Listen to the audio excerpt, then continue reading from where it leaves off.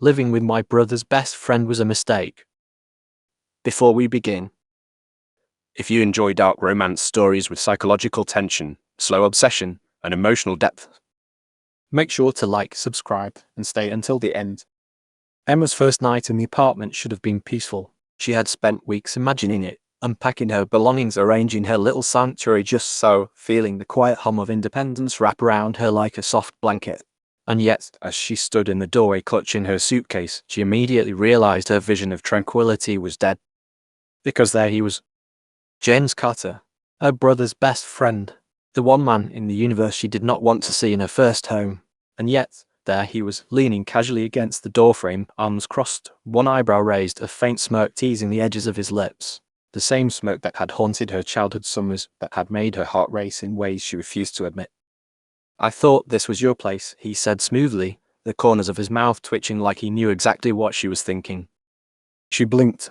Her bag slipped from her shoulder for a moment before she grabbed it again, clutching it as if it were a shield. "It is my place." why are you here? He shrugged as though the act explained everything. "Your brother didn't think this through. He thought it would be fun. For both of us." Fun for you, maybe. "Not for me," she shot back. Her voice was sharper than she expected, her hands gripping the straps of her bag so tightly her knuckles turned white. "Not for you. Come on. Living with your brother's best friend isn't entirely unpleasant." Her pulse spiked. "I didn't sign up for this." "Technically," he said, leaning slightly into the doorway, "you didn't. But here you are. And now we get to experience the joys of cohabitation together." Her chest tightened. Cohabitation. The word sounded like a sentence. A punishment. And yet, she stood there rooted, aware of every detail, the faint smell of his cologne lingering in the hallway, the casual tilt of his head, the confidence in his posture that made it clear he had no intention of leaving. She dropped her bag on the floor with a thump, the sound echoing slightly in the apartment's empty space. He noticed. Of course he noticed. "Relax," he said, stepping aside to let her pass. "I'm not here to take over. Just staying. For now." "Sane," she repeated, voice taut with disbelief. "Right. Because moving in with my brother's best friend is exactly what I wanted in life." I can see your excitement, he said, dry and mocking. "It's practically radiating off you." She whirled on him, hands on her hips. "I am not excited. Do not try to make this about me being thrilled. I am not thrilled."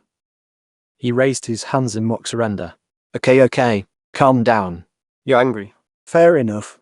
But anger can be fun too, you know." "Fun?" she snapped.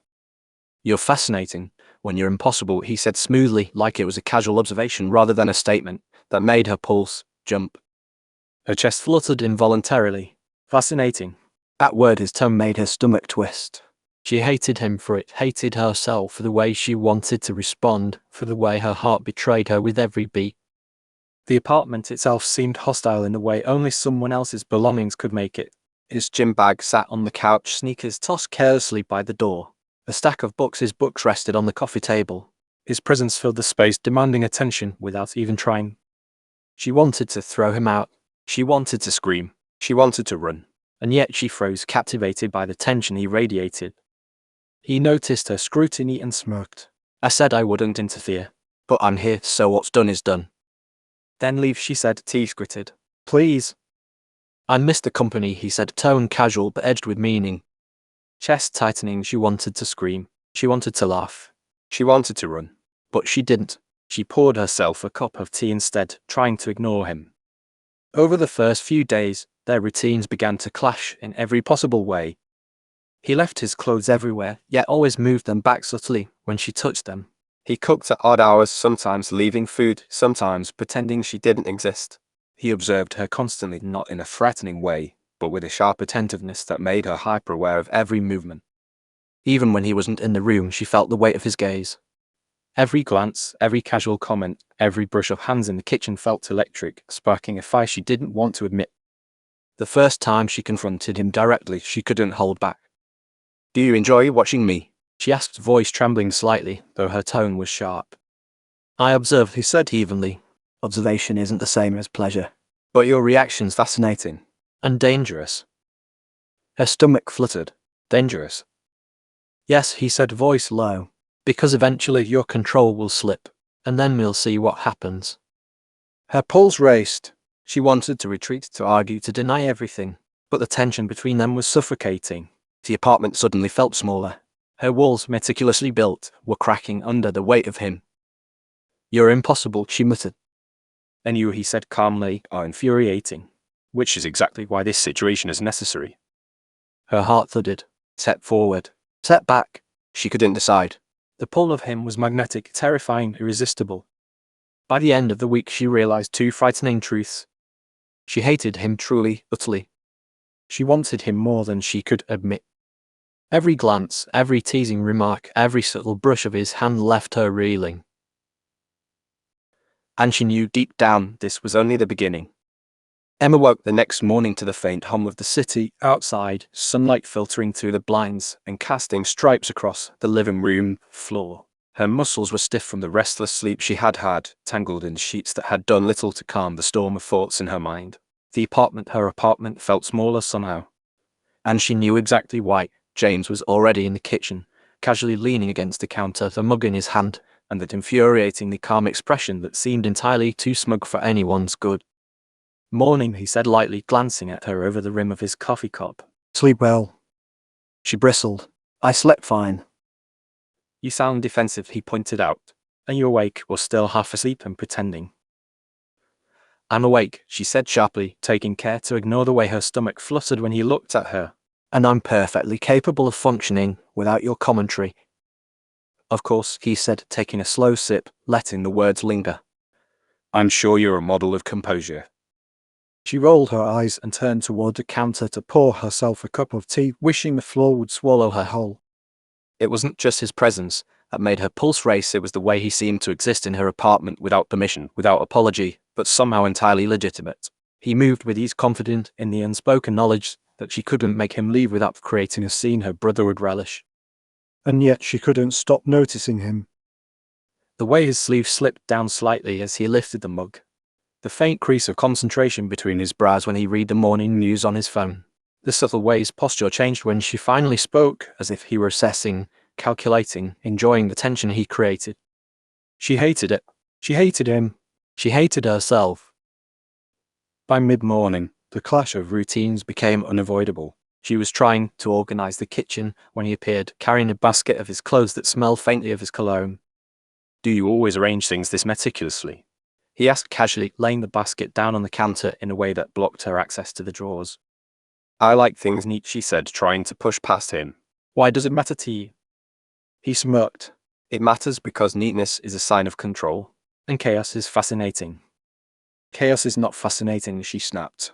"It's annoying." "And yet," he said, leaning closer, "you tolerate it. "You adjust." You survive. That's impressive." She froze, the words hitting her harder than she expected. She didn't want him to notice how much his approval, or even just acknowledgement, affected her. She moved past him with deliberate care, avoiding his gaze, though she could feel it burning against the back of her neck. Afternoons were the worst. The apartment was quiet, the city outside buzzing softly, and yet every step she took, every cup she touched, every movement seemed amplified in the shared space. She found herself overthinking everything. Did he notice the way her hand trembled slightly while pouring tea? Did he hear her muttered sigh when she hit her thumb against the counter? Did he wait? No, she couldn't let herself think that far. But of course he noticed. He always noticed. One day she caught him glancing at her while she unpacked a box of books, a small smirk tugging at the corner of his lips. "You're watching me again," she said, her voice more breathless than she intended. "I'm observing," he corrected, tilting his head. "Observation is key. It's how you learn. And you are very interesting to observe." Emma huffed, trying to shove her embarrassment into a scowl. "I'm not a specimen." "You are to me," he said casually, as if he had just stated the weather. "And before you deny it, I can see the way your cheeks flush every time I speak to you." She wanted to explode. She wanted to yell, to run, to throw the nearest object at him, but all she did was scowl, her pulse thundering in her chest. Evenings were the most dangerous. The small apartment, dim lights, the quiet city below it was like the world had contracted around the two of them. She would read in the living room, and he would appear leaning against the doorway or sprawled on the couch, scrolling through his phone, watching her with a casual intensity that made her stomach knot. "Do you ever just sit?" she asked one night, unable to keep the edge of curiosity from her voice. Sit and think, he asked, tilting his head, eyes narrowing slightly. Yes, she muttered. About things. Decisions. People who interfere. He leaned forward slightly, elbows resting on his knees, eyes fixed on her. And what do you conclude? That life isn't fair, she admitted, voice low. That people get in your way. That you can't always control what happens. True, he said softly. But you adapt. You adjust, and that makes you stronger. And yes, more fascinating. Her pulse skipped. Fascinating, she repeated, voice barely above a whisper. He smiled, that maddening smirk that drove her wild. Yes. Fascinating. By the middle of the second week, Emma realized she could no longer deny it. She hated him, truly, completely, infuriatingly hated him. She wanted him, in ways she refused to name, ways she wouldn't allow herself to consider. Every glance, every teasing remark, every brush of hands while reaching for the same mug left her breathless. Every sarcastic comment, every playful shove, every deliberately frustrating smile was like a spark she didn't want to feel, but couldn't resist. And the worst part, she knew deep down that this was only the beginning. The day stretched on in a rhythm of teasing and tension. Mornings were battles for space, afternoons a constant dance of proximity and avoidance, evenings filled with unspoken awareness. Emma's apartment no longer felt like a sanctuary, it was a cage, a battlefield, a playground. Every corner, every room, every object held the weight of him, his presence looming over her even when he wasn't there. She caught herself thinking about him at the strangest times, when she folded laundry, when she watered the plants, even when she brushed her teeth. The way his eyes followed her, the way his voice could be both irritating and compelling, haunted her. She hated herself for noticing. She hated herself for wanting the pull of him. And yet she couldn't stop. By the end of chapter 1, Emma had learned 3 undeniable truths. James Carter was impossible. Living with him would be exhausting, maddening, and terrifyingly tempting. She hated him and wanted him more than she could admit. And as she lay in bed at night, staring at the ceiling, she realized with a shiver that nothing, no amount of anger, no amount of distance, no amount of self-discipline would prepare her for what was coming next. The apartment wasn't hers alone anymore. It was theirs. And for better or worse, she was already ensnared. The next morning, Emma awoke to a quiet apartment that felt almost too quiet. For a brief fleeting moment, she imagined it might be empty. That perhaps James had left, finally granting her the independence she so desperately craved.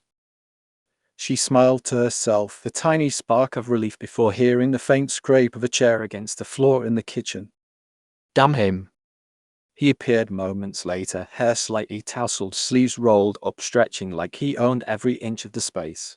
And somehow, impossibly, he looked exactly the way he had on the first day, confident, infuriating, and impossibly casual. Morning, he said, voice smooth, carrying that faint teasing edge. You look functional. I'm functional, she snapped, swinging her legs over the side of the bed. I just don't appreciate your commentary before I've even had coffee. Oh, he said, leaning against the doorway. Coffee. That's the key. We should talk about your lack of preparation. Did you even plan for this cohabitation thing, or are you improvising as usual? Emma groaned. You're impossible. Absolutely impossible. And fascinating, he said, eyes narrowing, tone deliberate. Don't forget fascinating. She scowled, grabbing her robe and shoving her feet into slippers. You have a talent for saying things that make people want to punch you.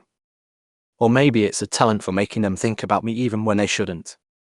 Her pulse quickened. She hated him. She hated that she hated him, and she hated that she wanted him to notice her pulse spike. Breakfast became an unspoken battleground. He made scrambled eggs with surgical precision, while she prepared tea, both of them acutely aware of every movement the other made. You're stirring that tea like it's a chemistry experiment, he commented casually, voice low enough to tease, but not enough to be overtly mocking. It's how I stir tea, she said sharply, pouring hot water into her mug. Do you have a problem with it? Only that it's fascinating to watch you treat ordinary things like life or death missions. She rolled her eyes, nearly spilling her tea. You're insufferable. Perhaps, he said, sitting at the counter, stretching one long leg out and letting his arm brush hers lightly. But insufferable can be attractive. Ever consider that? Her tea trembled in her hand. She glared at him. Don't. Just don't. Why not? His smirk was maddening. Curiosity is natural. The next few days were a whirlwind of verbal sparring, accidental brushes, and carefully measured proximity. Emma discovered that the apartment had become a chessboard and James was always one move ahead. She tried to avoid him, avoided eye contact, avoided lingering in the kitchen at the same time. But somehow, every route she took, every decision she made, brought her closer to him. He leaned on the counter as she chopped vegetables. He walked behind her in the hallway, shoulder brushing hers lightly accidentally. He laughed softly at things she didn't realize she had said aloud. And every time her pulse skipped, every time her stomach tightened. She hated it. And yet she couldn't stop noticing. One evening she returned from a long day at work, shoulders aching and brain buzzing with deadlines. She expected to find the apartment quiet, peaceful. Instead, she found him on the couch, sprawled casually with a book in hand. "Back early," he said, looking up with an infuriatingly smug expression. "Yes," she muttered, dropping her bag on the floor. "And I'm tired. So please don't make small talk." "Small talk is overrated," he said, flipping a page. "But I could offer conversation if you want." "Well, maybe I could just watch you collapse into exhaustion." "That's more entertaining." Emma froze. "You're sadistic." "Not sadistic. Observant," he corrected, eyes glinting. "You're fascinating when you're exhausted." Vulnerable. "Real." Her chest tightened. She wanted to shout. She wanted to walk away. She wanted to sit next to him. She didn't know which impulse to follow. As the week continued, the tension grew. Simple tasks became fraught with potential disasters, running into each other in the narrow hallway, reaching for the same book, grabbing utensils at the same time. Each interaction carried an undercurrent of something neither of them wanted to name, but couldn't ignore. Emma hated the way he made her laugh, the way he made her groan, the way he irritated her in ways she secretly enjoyed. She began to anticipate his presence in the apartment, even when she told herself she wouldn't. She noticed the way he always seemed to know which seat she preferred on the couch. How he left his jacket draped just so, making the apartment feel intruded upon. And she hated how much she noticed. Late one night, she found herself awake, staring at the ceiling, replaying the week in her mind. Every sarcastic comment, every smirk, every deliberate infuriation had left its mark. Her pulse still raced when she remembered the brush of his hand in the kitchen, the way he leaned slightly closer when necessary when he spoke. "I hate him," she thought. "I hate him. I can't believe how much I want him to stop. I can't believe how much I..." She cut herself off, heart thudding. This was madness. She was living with her brother's best friend. This was temporary. She was in control. And yet she wasn't. The tension escalated the next morning. He had somehow managed to rearrange the living room furniture in ways that subtly blocked her usual pathways. She noticed immediately and sighed, muttering under her breath. "You rearranged things," she said, voice tight. "Maybe," he said casually, sitting in the chair she usually claimed. "Maybe I wanted to see if you'd notice." "I did notice," she said, trying to keep her tone firm. "And I don't approve." He smirked, one corner of his mouth lifting. "I find your disapproval charming." Her pulse quickened. She hated the warmth creeping up her neck at his words. By midweek, Emma realized she was walking on eggshells, yet craving the friction. Every glance sparked a reaction. Every casual touch left her heart thundering. Every sarcastic comment challenged her patience and, secretly, her attraction. She was caught in the push-pull of irritation and desire, hatred and fascination. She hated it, and she couldn't stop herself. That evening, Emma tried to focus on unpacking the last of her boxes, determined to reclaim at least a sense of control over her space. The apartment smelled faintly of his cologne mixed with her lavender-scented candles, a combination that made her stomach tighten in ways she refused to analyze. As she lifted a box onto the counter, he appeared behind her again. "Careful," he said softly, close enough that she could feel the warmth of his presence at her back. "You might hurt yourself." "I can handle a box," she said, stiffening. She didn't move, but she also didn't step away. She wasn't sure if it was defiance or curiosity that rooted her in place. "You're tense," he said, voice low, almost conspiratorial. "You need to relax." "I don't need to relax," she muttered, though her throat had gone dry. "Maybe not," he said, leaning just slightly, just enough for her to feel his shoulder brush hers. "But your body disagrees." She spun around before she could analyze her own reaction. "You're impossible," she shouted, even though the heat rising to her cheeks betrayed the truth of his words. "And yet," he said lightly, tilting his head, "you're still standing." "You're strong." Fascinatingly strong. Her pulse raced. She hated that she wanted him to keep talking. She hated that she wanted him closer. She hated that she had to admit at least to herself that he was entirely right about her tension. That night, she lay awake, listening to the faint hum of the city below. Every creak of the apartment, every gust of wind rattling the windows made her jump slightly. And yet she couldn't stop replaying the day's interactions with him. The way he had leaned close, the way he had watched her, the way he had smirked at her reactions. I hate him, she thought. I hate him so much it hurts. And yet I can't stop thinking about him. Her thoughts were interrupted by a soft knock on the door. She sat up sharply, heart thudding. Who is it? She called, trying to mask her fear and irritation. It's me, he said smoothly. Don't worry, I'm not here to intrude. She groaned, pulling the covers around her like armor. You always intrude, she muttered. I try not to, he said softly, leaning against the doorframe. But sometimes proximity is unavoidable. She stared at him. Proximity. That word carried an electricity she couldn't name. She wanted to scream, to push him away, to tell him to leave, but all she did was nod mutely, pulling the blanket tighter around her shoulders. He smiled faintly and left without another word, but the tension lingered, thick in the room, wrapping around her like a second skin. The next morning, she found him in the kitchen again, moving with quiet precision as he prepared breakfast. You're early, she muttered, trying not to notice the way the sunlight highlighted his jawline. I like to start my day efficiently, he said, eyes glinting as he glanced up at her. And I noticed you were up before me. Fascinating. She scowled. I'm not fascinating.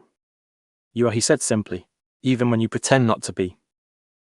She ground her teeth, trying to ignore the fluttering in her chest. I'm not pretending. Of course not, he said, smirking. But your body language that says otherwise. She huffed, pouring herself a cup of tea, determined not to give him the satisfaction of seeing her flustered.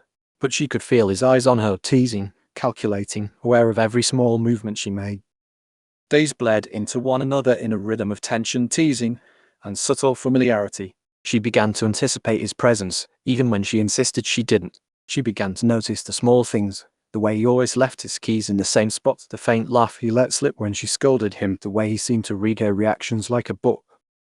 One afternoon she found him in the living room, sprawled on the couch, pretending to read while glancing up at her every few minutes. You're distracting, she said bluntly, folding laundry nearby. He smirked. Am I? Yes. She shouted. You. Stop looking at me like that. And yet you can't stop noticing, he said lightly. Her cheeks burned. I do not notice. You do, he said calmly. Every glance, every sigh, every small movement betrays you. She groaned, running her hands through her hair. I hate you, she muttered.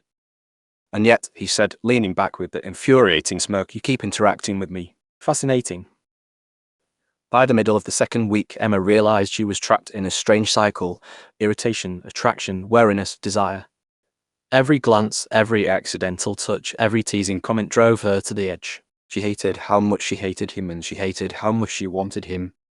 Evenings were the most intense.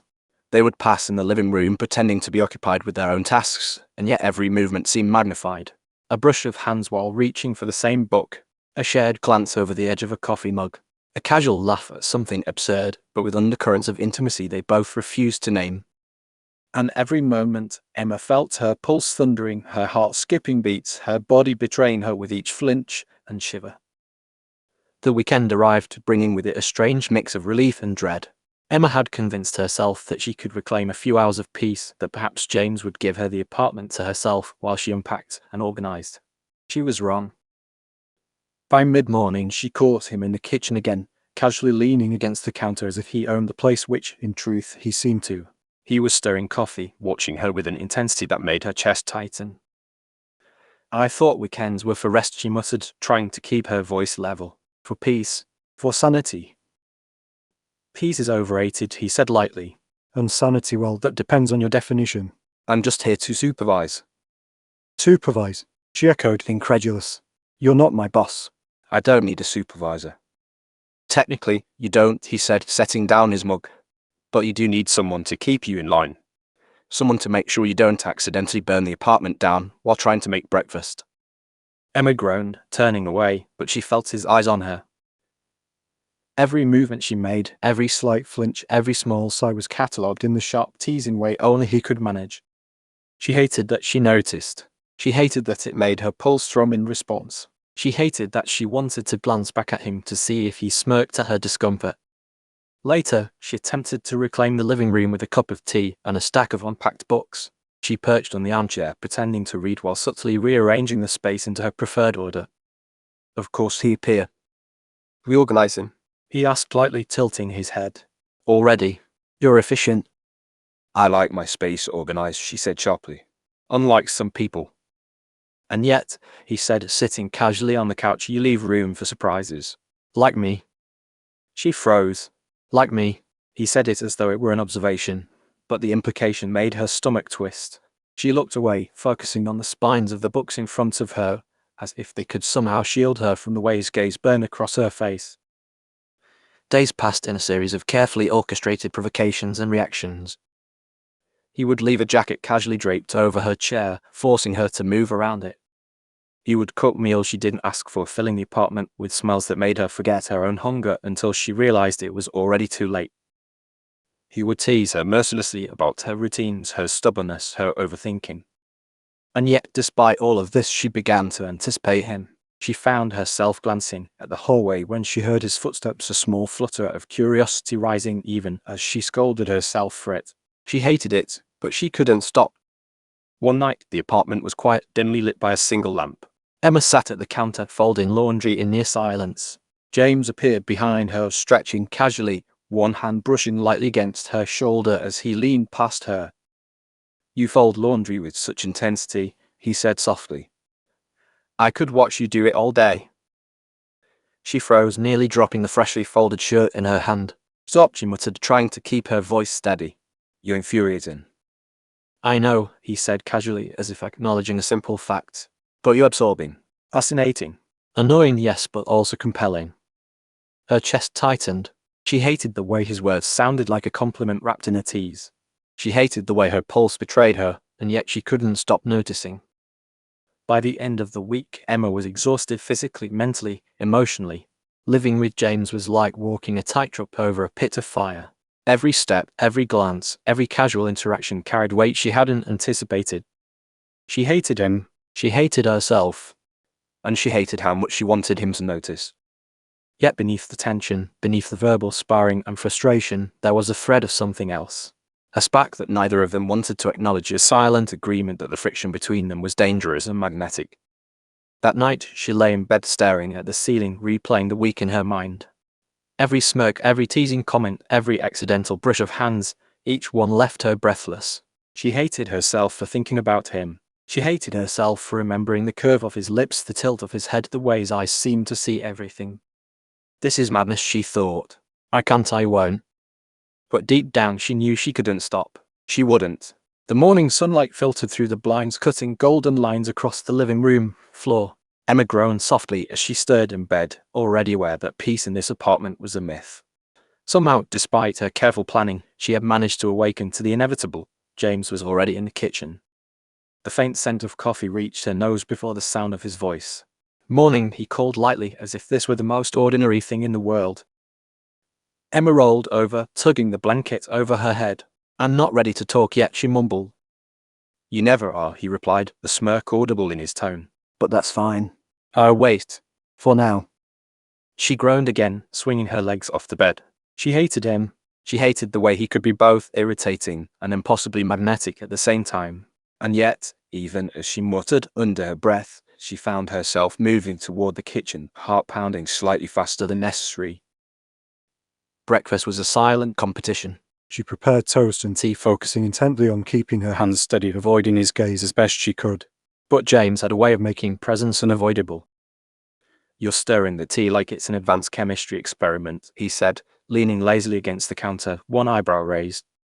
I like to stir tea carefully, she shot back. Why does it matter to you? Because, he said casually, it's fascinating. The way you focus on something so mundane, intense, precise, and also adorable. Her cheeks flamed. Adorable. You're the most insufferable person I've ever met. And yet, he said, leaning slightly closer, you can't stop looking at me. Emma froze, teacup halfway to her lips. She hated him. She hated that she hated him. And she hated that the truth in his words made her stomach twist in a way she didn't want to admit. The next few days passed in a chaotic blur of routines that somehow always collided. She would enter the kitchen only to find him sprawled across the counter with a book, flipping pages lazily, but never reading. He would leave his laundry scattered across the couch, then watch her tense as she sidestepped the mess. Casual touches, accidental or deliberate, made her pulse spike, though she would never admit it aloud. One evening, while she was unpacking the last of her boxes, she heard a soft laugh behind her. "Did you just," she started, turning quickly, only to find him leaning against the doorway, smirking like he had the right to invade every part of her life. "Yes," he said simply. "I did." "You're amusing." "You're amusing," she repeated incredulously. "I'm furious, not amusing." "Furious can be entertaining," he countered, tilting his head. "And you're definitely entertaining." Her stomach clenched. Every word he said, every tilt of his head, every smirk carried a tension she couldn't ignore. And yet she wanted to.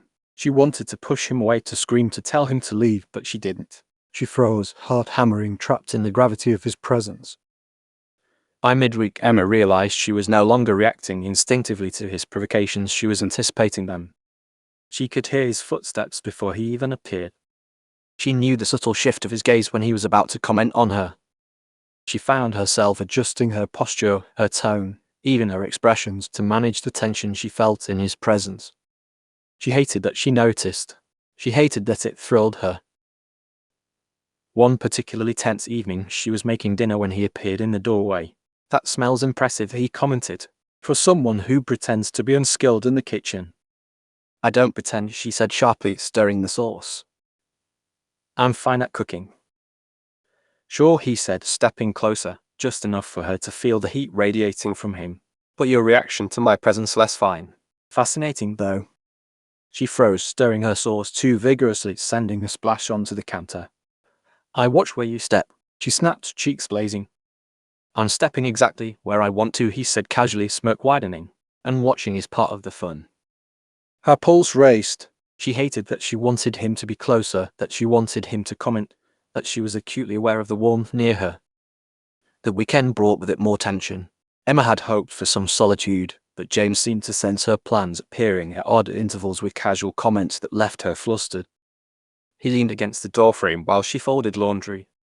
He brushed past her in the hallway, hands barely touching, leaving a spark in their wake. He commented on the way she organized books, stacked dishes, and even placed plants, turning mundane tasks into a charged display of proximity. She hated herself for noticing. She hated herself for thinking about him when he wasn't there. She hated herself for anticipating his presence. By the second week, Emma was acutely aware of one undeniable fact: she was trapped. Trapped in a space she thought she owned, but that he had somehow infiltrated. Trapped in a cycle of irritation and attraction, of teasing and tension, of frustration and desire. Trapped by a man she hated, but could not stop noticing. Every glance, every smirk, every sarcastic remark left her heart thundering. Every accidental touch left her breathless. Every casual interaction made her pulse spike in ways she refused to admit. And yet she couldn't stop. One night, as she lay in bed staring at the ceiling, she realized another truth: she was already caught in the orbit of James Carter. He had invaded her apartment, her routines, and her thoughts. He had infiltrated her peace and her defenses. She hated him. She hated the pull he had over her. She hated herself for thinking about him. And yet, despite all of that, she wanted him. Emma's Saturday began with the usual dread. She had spent the night half listening to the hum of the city below, half replaying her encounters with James over the past 2 weeks. Every glance, every smirk, every casual brush of his hand haunted her. She had told herself she would keep her distance, maintain control.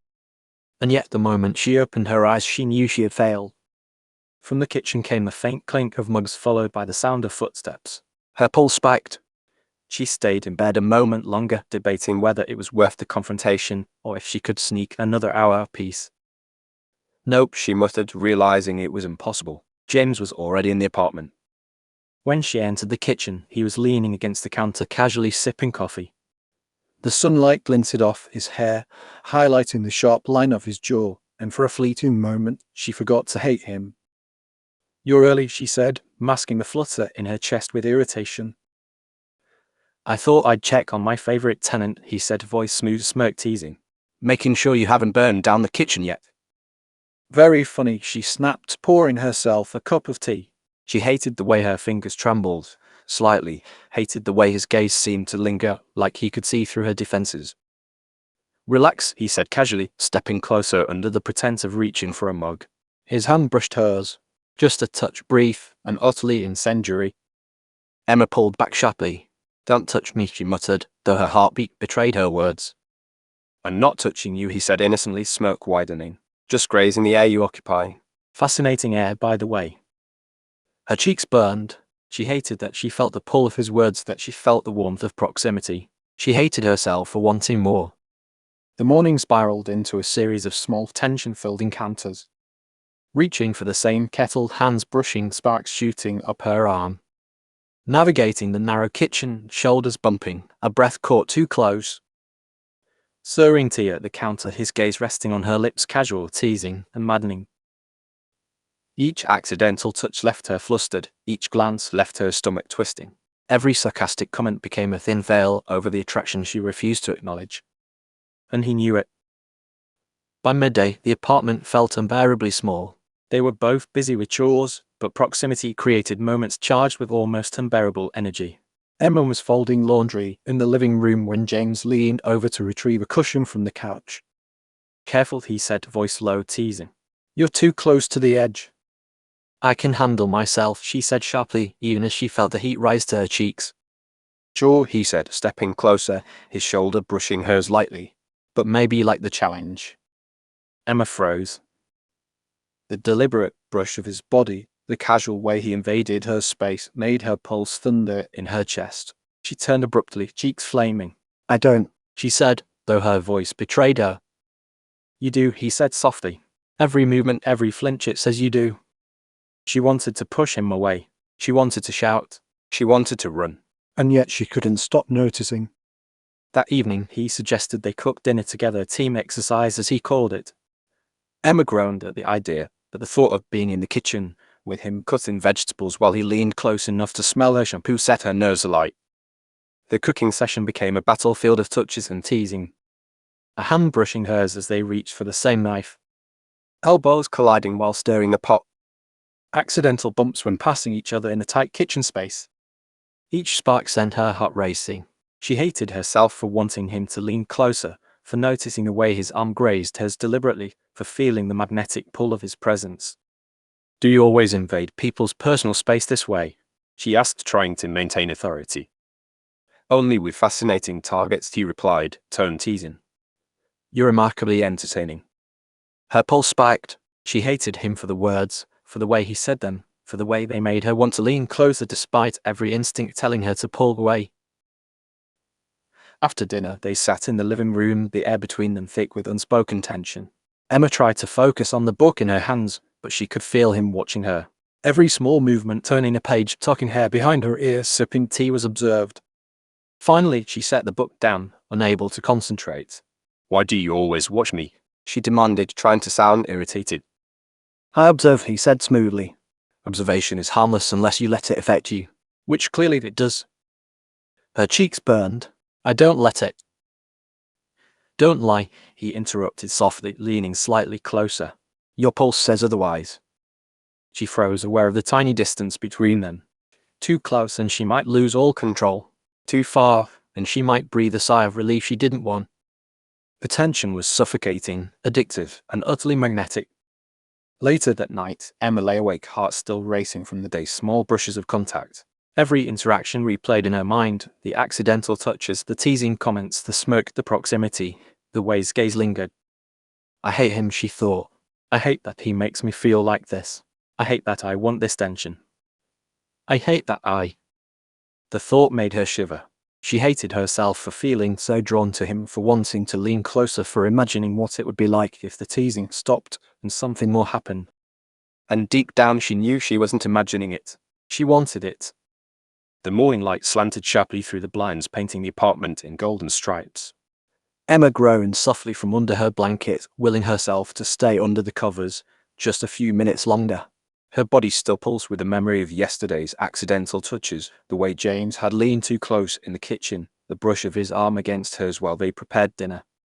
She knew she was obsessed. She knew she was dangerously aware of him, of his presence, his proximity, his impossibly infuriating smirk. And yet she couldn't stop. By the time she finally dragged herself out of bed, James was already in the kitchen. Of course he was. She had begun to anticipate him almost instinctively. He was impossible to avoid. "Morning," he said casually, sipping coffee and leaning against the counter. "Sleep well?" "Not particularly," she muttered, trying to ignore the flutter in her chest. Did you make noise intentionally, or was it just the universe mocking me? "Combination of both," he said, smirking. You sound exhausted and adorable. Her pulse skipped.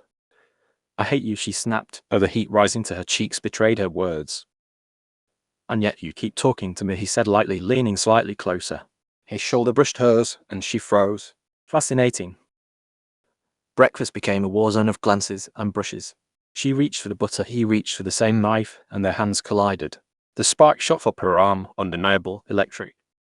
"Careful," he murmured, his voice low, almost intimate.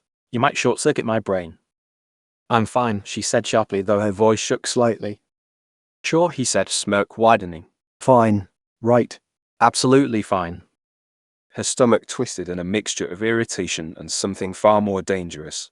She hated how his casual proximity made her hyper-aware of every inch of her body, every quickened pulse, every involuntary reaction. The day stretched into a series of small collisions. Passing him in the hallway, shoulders brushing, both startled. Reaching for the same mug, fingers touching, lingering longer than necessary. Sitting on the couch, knees nearly touching, a subtle shift closer, neither moving away. Each touch, each spark of proximity left her breathless. She hated herself for wanting more. And yet, every glance he gave her, every teasing smirk, every low murmur of words she couldn't ignore made her pulse race. Later that afternoon, he suggested a shared chore session, vacuuming, tidying, reorganizing the living room. Emma groaned, but agreed, secretly curious about the tension that always seemed to accompany these activities. "Careful," he said as he vacuumed near her. You might trip over your own feet if you're not paying attention." "I don't trip," she said, though she stumbled slightly as he passed. "You do when I'm around," he said smoothly, letting his hand brush hers as he reached for a cord. Delightful. Her cheeks flamed. She hated him. She hated the way her body betrayed her, the way her pulse leapt, the way she secretly wanted him to stay close.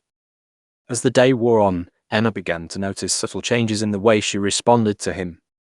She caught herself adjusting her hair more often, imagining how he would notice. She found herself laughing more easily at his teasing, even when it irritated her. She noticed the way he leaned casually, the way his eyes lingered just a moment too long. It was maddening, and she hated herself for it. By evening, the apartment had grown tense with an unspoken electricity. Emma was preparing tea when James appeared behind her, leaning against the counter. "You're unusually quiet," he said, voice low, almost intimate. Planning something? Nothing, she said, trying to mask the flutter of awareness in her chest. And he murmured, stepping closer. His shoulder brushed hers lightly. "Nothing often looks fascinating when observed closely." She froze. The proximity was intoxicating, impossible to ignore. "Stop," she said, voice trembling slightly. "I'm not stopping," he said smoothly, smirk dancing on his lips. "And you can't make me."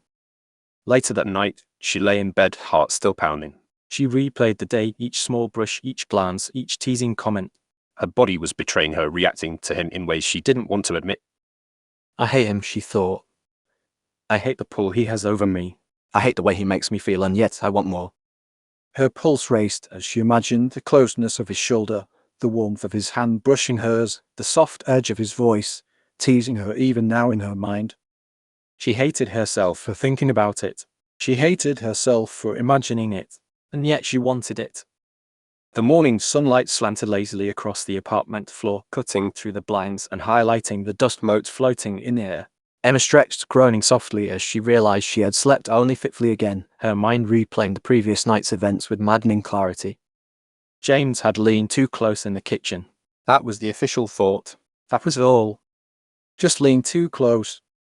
Her pulse quickened even as she told herself it was perfectly normal for people to be in the same kitchen. Totally normal. Except it hadn't been. It had been electric. She tiptoed into the kitchen, hoping for a few minutes of solitude to make tea. But of course there he was, James Carter, leaning lazily against the counter, mug in hand, smirk already in place. "Morning," he said casually, like her heartbeat shouldn't immediately spike. "Morning," she muttered, refusing to look at him directly. She poured her tea, careful not to spill, careful not to breathe too loudly. "You're tense," he said softly, leaning closer than necessary. "Do you even realize how much energy you're giving off?" "I don't," she said quickly, twisting the mug in her hands. "And even if I did, it wouldn't concern you." "It does," he replied, voice low and teasing, brushing his fingertips briefly against hers as he reached for sugar. Spark shot up her arm. she yelped softly, startled. "I watch where you're going," she said, cheeks burning. "I am," he murmured, eyes darkening with amusement. "And you noticed." "Fascinating." She huffed, stirring her tea with exaggerated care, trying to ignore the thrum of heat in her chest. Breakfast passed in a blur of subtle brushes and teasing remarks. Every time she reached for a piece of toast, he reached for the same one. Every time she stirred her tea, his hand hovered just a fraction too close. And every time he spoke, she felt a flutter in her chest she refused to name. After breakfast, Emma decided to tackle the apartment. There were boxes to unpack, shelves to arrange, drawers to organize. Alone time, or so she hoped.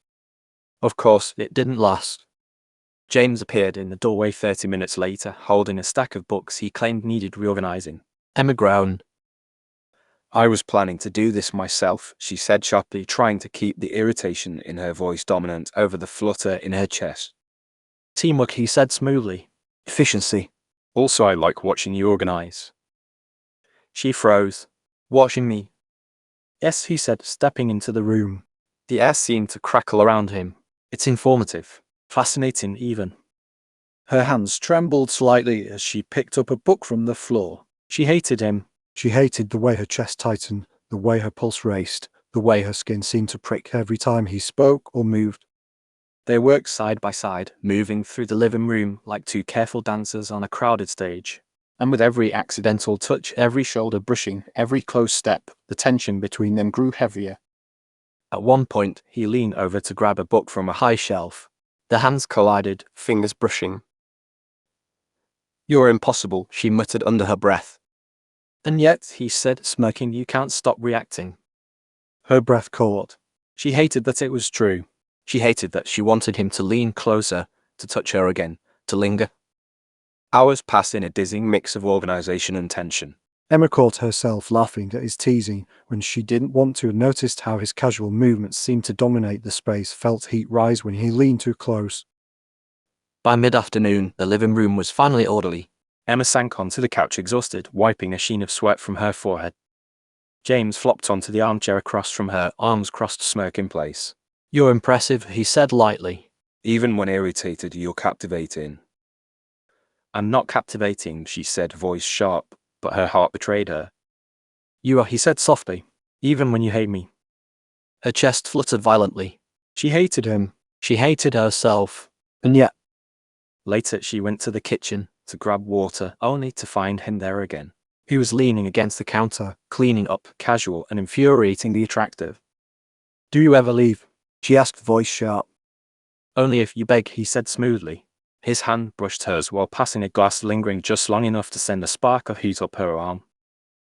"I do not," she started, then froze as he stepped closer, leaning so that their shoulders brushed lightly. "You're impossible," she shouted, voice trembling slightly despite her anger. "And yet," he said softly, eyes locking onto hers, "you don't move away." Her heart thumped loud enough that she was sure he could hear it. The closeness, the heat, the weight of his gaze, it was intoxicating, terrifying, and impossible to ignore. By the evening, the apartment was quiet except for the faint hum of the city. Emma sat on the couch wrapped in a blanket, tea in hand. James appeared behind her, leaning against the back of the couch casually. "You've gotten quieter today," he murmured. "Less sarcastic. Focused." "I am focused," she said, trying not to let her voice betray her racing heart. "Focused on me?" he asked softly. The teasing edge in his voice was gone, replaced by a low, intimate tone that made her shiver. "I'm focused on nothing," she said quickly, turning her gaze to the floor. "Right," he said, smirking though his eyes lingered on hers. "Nothing, of course." "I can tell." They sat in silence for a few moments, both aware of the unspoken tension. The air was heavy charged.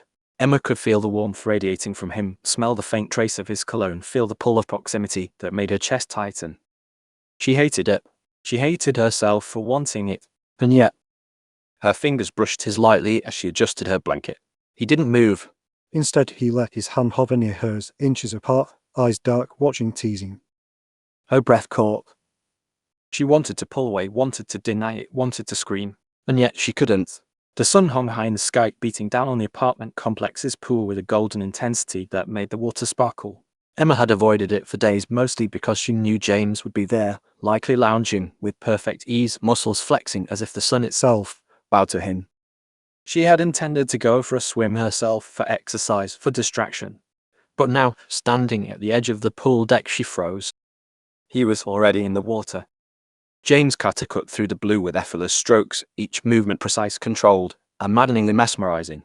He surfaced, water dripping from his hair, and for a moment, he looked almost untouchable. Every muscle defined, every movement deliberate. Emma felt a pull in her chest, heat rising unbidden. She had come to watch for a moment, just a moment, but she couldn't tear her eyes away. Her pulse hammered in her ears. Why am I staring? She thought, her cheeks flushing. She hated herself for being caught off guard, for the way her body responded despite her insistence on maintaining control. He noticed.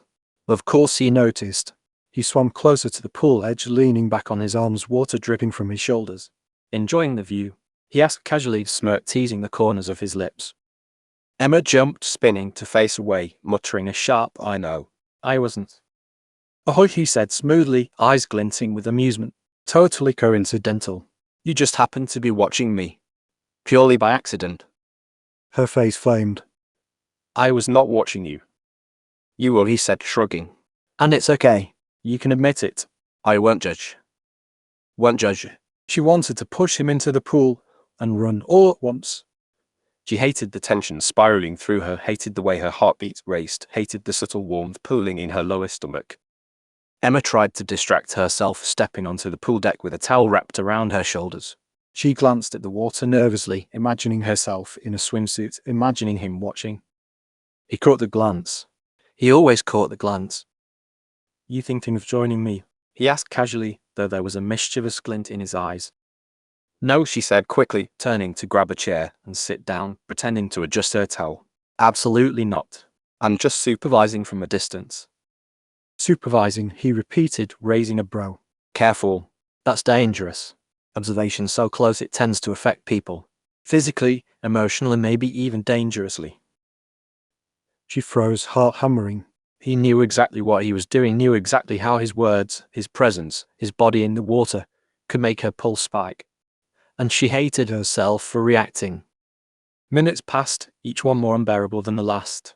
Emma tried to keep herself busy reading, sipping water, pretending she was focused, but her eyes kept wandering.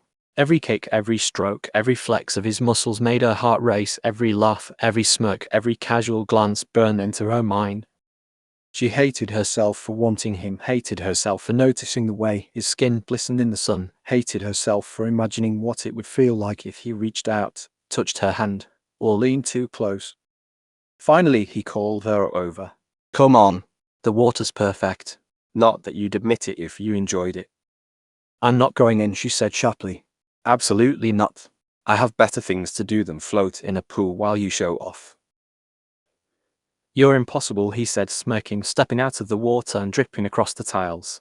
His muscles glistened with wet sunlight, making her stomach twist in ways she refused to acknowledge. And yet you're here, watching, observing, reacting. Fascinating. Emma cursed under her breath.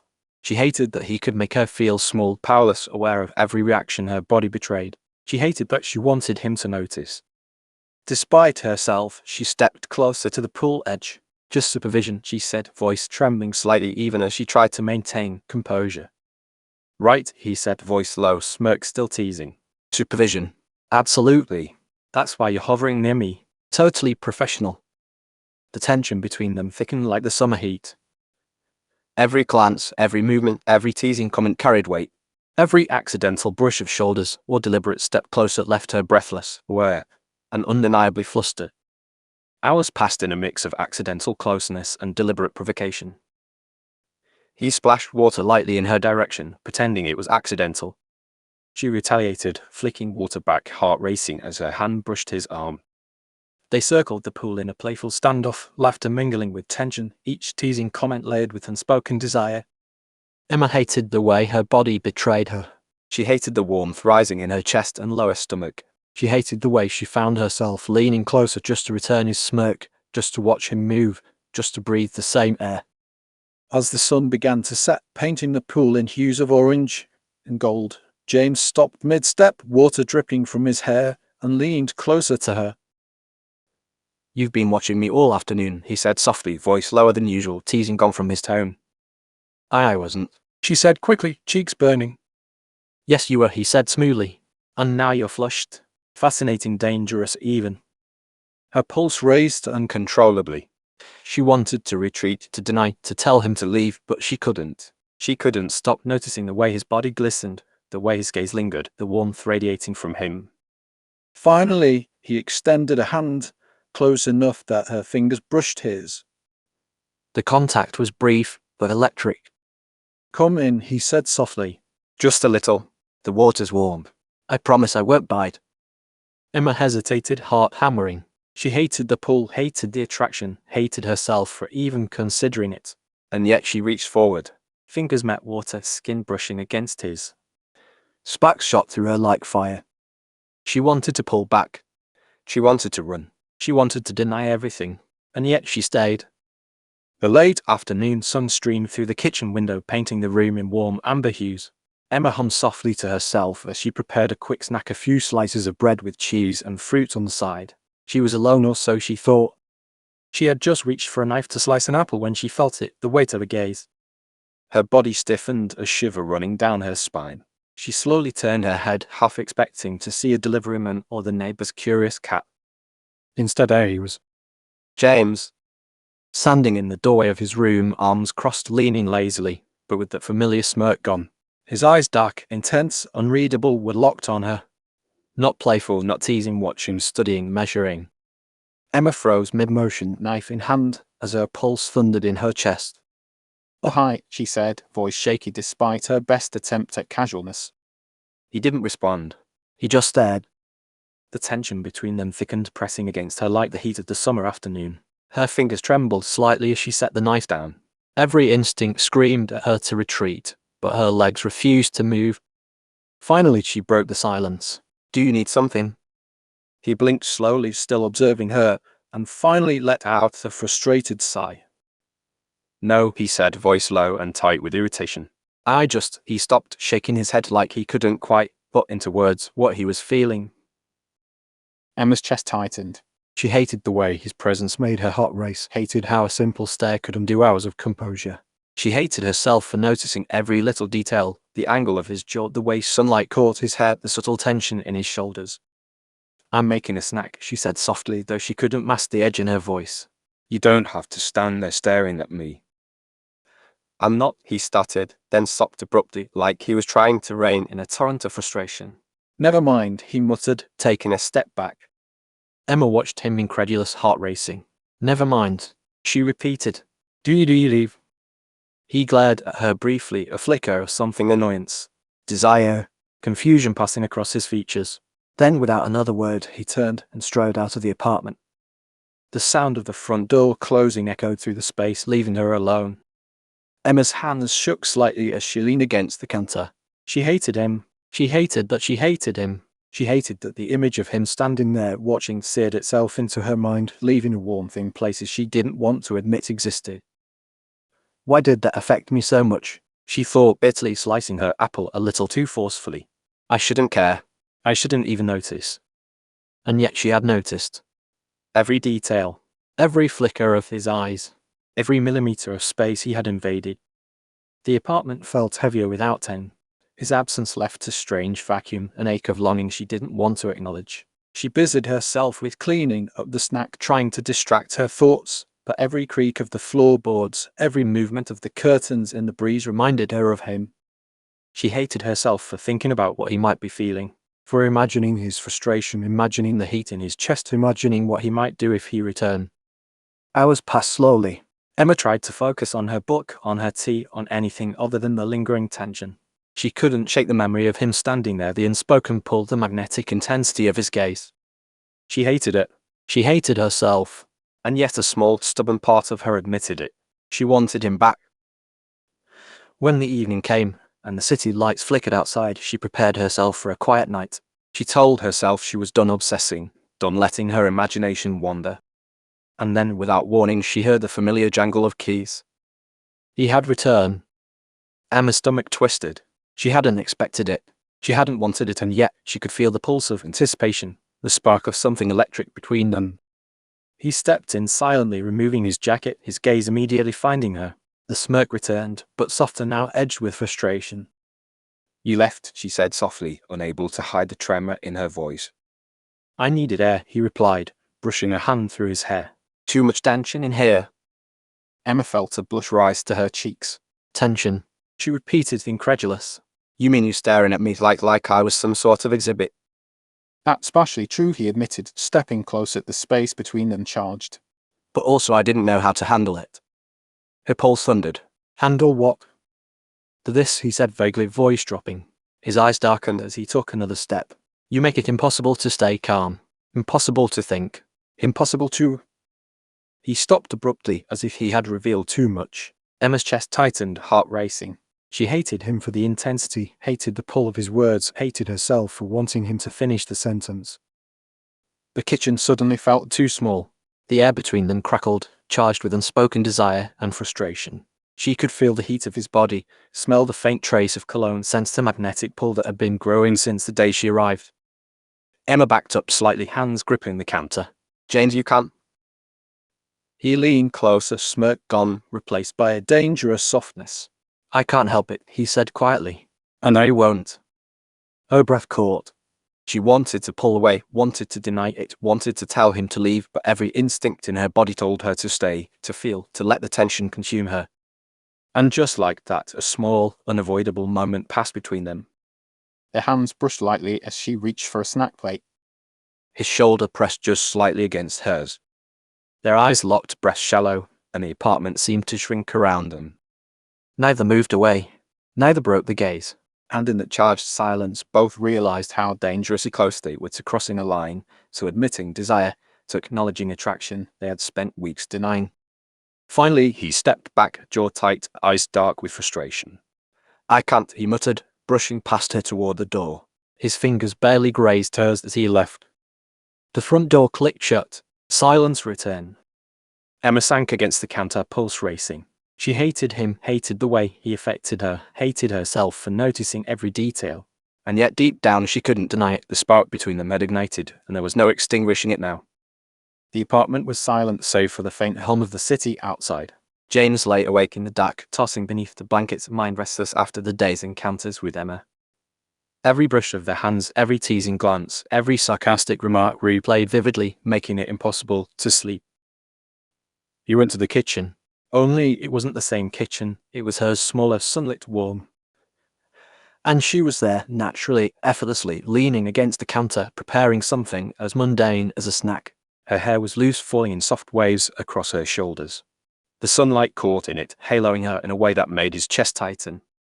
She looked over her shoulder at him, smirked, teasing the edges of her lips. "Watching me again?" she asked, voice laced with faux annoyance. "Maybe," he said, his own lips quirking in a grin. "Maybe I like the view." She rolled her eyes but didn't step away. Instead, she moved with deliberate grace, reaching for a plate, brushing against his hand. Sparks shot through him, pure, sudden, electric. The dream magnified every sensation. Every brush of skin was sharper, closer, more intense. Emma's voice in the dream was soft, teasing, impossible. "You're ridiculous, you know that." "I am," he said, voice low, brushing a fingertip against hers under the pretense of handing her a plate. And yet you can't stop noticing. Her eyes widened, heat flashing across her cheeks. In the dream, she didn't pull away. She lingered. The proximity was unbearable, intoxicating, a magnetic pull that neither could resist. He wanted to lean closer, to close the distance, but even the dream seemed to heighten his restraint. Every step, every accidental touch, every shared glance was charged with tension. The kitchen blurred around them. Sunlight, shadow, the smell of bread and fruit, it all faded into the electricity between them. Emma reached for a glass, their hands brushing again. This time it lingered, fingers curling slightly, a subtle pressure that set his pulse racing.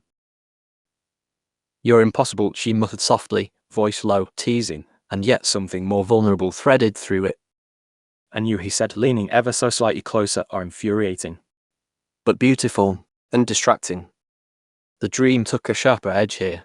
He could feel the warmth of her proximity, the subtle rise and fall of her breath. The smirk on her lips was playful, but her eyes held something he wanted to explore, to understand, to claim, even in this intangible, weightless world. She stepped toward him, just a little, just enough that the air between them seemed to crackle. His hand brushed hers again, this time deliberately, and she didn't pull away. Her chest rose slightly, and he noticed heart hammering. "I shouldn't let you get away with being so enticing," he murmured, voice low and rough with longing. "Enticing," she repeated, lips curling into a small, challenging smile. "You're the one who keeps staring." "I'm not staring," he said, leaning impossibly closer, so close he could feel the warmth radiating from her. "I'm appreciating." Carefully. Her laugh was soft, teasing, a sound that wrapped around him like a spell. She leaned, just slightly, brushing against him again, this time closer to his chest. Sparks shot through him as if the world had compressed into the narrow space between them. The kitchen melted into shadows and light, every motion exaggerated, every sensation heightened. Their accidental touches became deliberate, a dance of teasing proximity, of near brushes that left both breathless. He rested his hand on her shoulder, feeling the warmth of her skin through the fabric of her shirt. She leaned closer, her hand brushing the back of his wrist. Their boundaries blurred, the teasing escalated, but it remained playful, charged, and electric. Their laughter mixed with soft groans of frustration, the kind that comes from wanting more than they could admit, from wanting closeness while denying it. Every glance was a promise, every subtle touch a question. At one point, he leaned close enough to feel her hair brush his cheek. He could smell her shampoo, faint but intoxicating. Her eyes met his, wide, daring, teasing. He could feel the pull between them, magnetic, irresistible. He began, then faltered. "You're dangerous." She smirked. "Dangerous?" "Yes," he whispered, voice thick with longing. "Because you make me want things I can't have. "Things I shouldn't want." Things I'm trying not to want." She laughed softly, leaning, just slightly, into him. "And yet you're here anyway." The air between them felt alive, charged with heat, with desire, with something tender and fiery at once. Every brush of skin, every near contact, every teasing word left them teetering on the edge of something inevitable. He tried to pull back, tried to regain control. But the tension was too strong, the desire too palpable. Every accidental touch became deliberate, every glance heavier, every laugh laid with unspoken longing. They moved closer, a fraction of a millimeter, yet the world seemed to shrink around them. The warmth of the kitchen, the sunlit space, the teasing glances, it all faded. He woke up, heart-pounding, sheets tangled around him, and realized how awake and achingly aware he had become. James lay in the darkness of his room, sheets tangled around him, heart hammering like a drum in his chest. The dream lingered in his mind like smoke he couldn't shake, soft, suffocating, yet intoxicating. He rolled onto his side, staring at the ceiling, jaw tight. Every detail of the dream replayed vividly, the brush of her hair against his cheek, the teasing glances, the heat in her eyes, the way her lips curved when she smirked, playful yet daring. "Damn her," he muttered under his breath. "Why does she have to be so impossible?" He ran a hand through his hair, trying to dispel the remnants of the dream, but only tightened the grip on his chest. The image of Emma in the kitchen, the teasing smirk, the closeness, it burned into him. He tried to think logically. It was just a dream. Nothing happened. No one touched anyone except, he groaned, rolling onto his back. The memory of her fingertips brushing his, the warmth radiating from her even in a dream, made it impossible to deny the physical reaction that had followed. He clenched his jaw, glaring at the ceiling. "Focus, James. Focus on literally anything else." But focus was impossible. Every thought led back to her, the way she moved, the sound of her laugh, the sharp glint in her eyes when she teased him, the subtle warmth he could almost feel just from imagining her proximity. His chest tightened, pulse racing as his mind wandered to the day ahead. He would see her in the kitchen again, just like yesterday. She'd be humming, making her snacks, probably rolling her eyes at something he'd say. And he'd have to act normal, pretend the dream didn't leave him flushed, unsettled, and painfully aware of every inch of her presence. Pretend. He groaned, burying his face in the pillow. Pretending had become exhausting. Every encounter, every glance, every brush of shoulders made him feel like he was walking a tightrope over fire. Hours passed, or maybe only minutes. He didn't know. Time had become irrelevant when every thought pulled him back to her. He replayed moments in his mind, exaggerating them, replaying her teasing smirk, the way her eyes lingered on him too long, the subtle curves of her jaw, the way she tilted her head when she laughed at his jokes, even the sarcastic ones. The dream had blurred the line between desire and frustration, Between want and impossibility. He hated how much he wanted it. He hated how much he wanted her. By the time the first light of dawn seeped through his blinds, James was fully awake, muscles tense, mind consumed. The apartment was silent except for the faint hum of the city outside.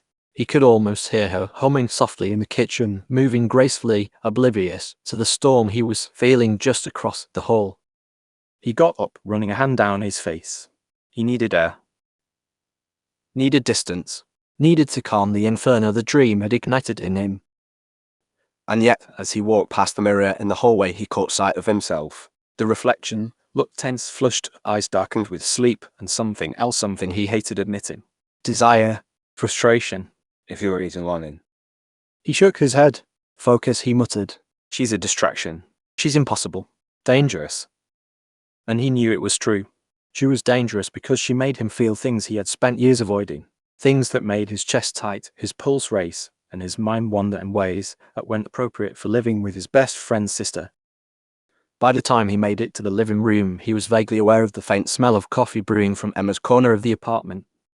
She was there, as he had predicted, humming softly, moving with casual grace, unaware of how close she had come to consuming his thoughts entirely. He leaned against the wall, arms crossed, pretending to check his phone, though every instinct screamed at him to watch her, to study her, to see every detail again. She stood in the kitchen, stretching, reaching for a plate.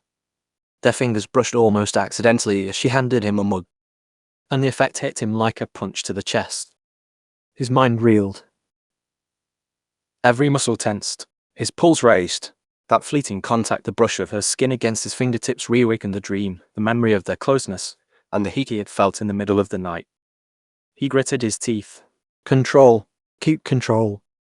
Yet even as he told himself this, he couldn't stop stealing glances at her. The way she moved, the subtle sway of her hips, the way her hair caught the morning light, the soft smirk when she hummed to herself, it all conspired to unravel him. She's impossible, he muttered again, internally screaming as his pulse kept racing. Breakfast passed in a blur of silence and tension. Neither spoke much, but every glance, every small touch, like Annie's brushing under the table, the accidental brush of fingers on a plate, was electric. Every interaction was layered with the lingering intensity of the dream, the unspoken desire and the frustration neither wanted to admit. By mid-morning, James had a headache, though he refused to sit down. The dream had left him restless, distracted, and painfully aware of how much he wanted her. And every time she laughed, every time she moved, every time she leaned just slightly closer than necessary, it ignited that same fire. He knew one thing with certainty: he could not stop thinking about her. Not after the dream, not after the day's interactions, not after seeing her first thing in the morning. And worse, he didn't want to stop. By the time she left to run an errand, James collapsed on the couch, exhaling slowly, hands running through his hair. He hated himself for the way he still thought about the dream, the closeness, the teasing, the near touch of skin and warmth he could feel even in his imagination. She's everywhere in my mind, he thought, staring at the ceiling. And she hasn't even noticed. And deep down, he knew it was only going to get worse. Every day, every glance, every teasing comment, every brush of hands would continue to draw him in closer, faster, hotter. Emma had been sitting at home for hours, scrolling endlessly through social media, scrolling past pictures of her friends having fun, without her, sipping on lukewarm tea she wasn't even enjoying. She groaned and flopped onto the couch, staring at the ceiling. James appeared in the doorway, casual as ever, dressed in a crisp shirt and jeans, a smirk playing on his lips. "Bored?" he asked, leaning against the doorframe. "Solved," she said, not moving. "Solved, bored and lonely." "I have a solution," he said, walking toward her with an easy confidence that made her pulse hitch. "There's a party tonight. Your brother's friend invited me, and apparently everyone interesting in this city is going." Emma blinked. "A party? Tonight?" "Yes, tonight," he said, smirking. "You're coming with me?" "I don't do parties," she said, crossing her arms. Exactly why you need this, he said, eyes glinting. Trust me, you'll have fun. Maybe even get a little wild. Emma gave him a skeptical look, but the sparkle in his eyes made it hard to resist. She sighed. Fine. But just for a little while. The party was loud, chaotic, and full of people who all seemed to know each other except for Emma. She clung slightly to James' arm as they navigated through the crowd, and he laughed, clearly enjoying her discomfort. You're adorable when you're awkward, he said softly, brushing a strand of hair behind her ear. Emma flushed, glaring at him, but unable to deny the warmth pooling in her chest. A few drinks later, Emma found herself loosening up. She laughed more freely, teasing strangers, leaning into conversations with a confidence she hadn't felt all day. One guy, a tall man with a charming smile, caught her attention, and she found herself chatting animatedly, laughing at his jokes, brushing a hand against his arm. From across the room, James noticed immediately. His chest tightened. The warmth he had always felt around her, the pull, the magnetic tension, was now inflamed by jealousy. He moved closer, watching the easy way she leaned toward the other man, the way her laughter carried through the room, the way her eyes lit up. A surge of protectiveness and possessive desire hit him like a punch. Emma, oblivious to James' growing frustration, leaned on the other man's shoulder playfully. You're terrible at dancing, she teased, nudging him. I'll take that as a challenge, he said, grinning. James' jaw tightened. He stepped forward, voice low and dangerous. Emma. She turned, eyes wide, suddenly realizing the intensity of his gaze. The other man noticed the tension immediately. You okay? The guy asked, raising a brow. Fine, she said quickly, but James didn't move away. He stood close, the heat radiating off him, palpable even through the throng of people.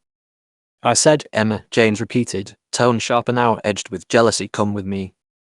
Emma hesitated, caught between the thrill of flirting and the magnetic pull of James' presence. The other guy frowned, clearly sensing the storm brewing.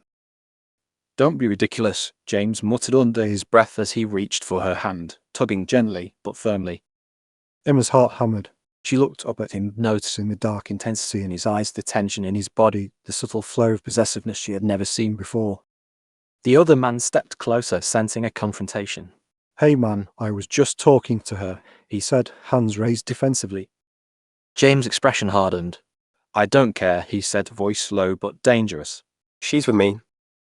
Emma's stomach flipped. She hated the possessiveness, hated the anger she saw in his eyes, but hated even more the way it made her pulse race.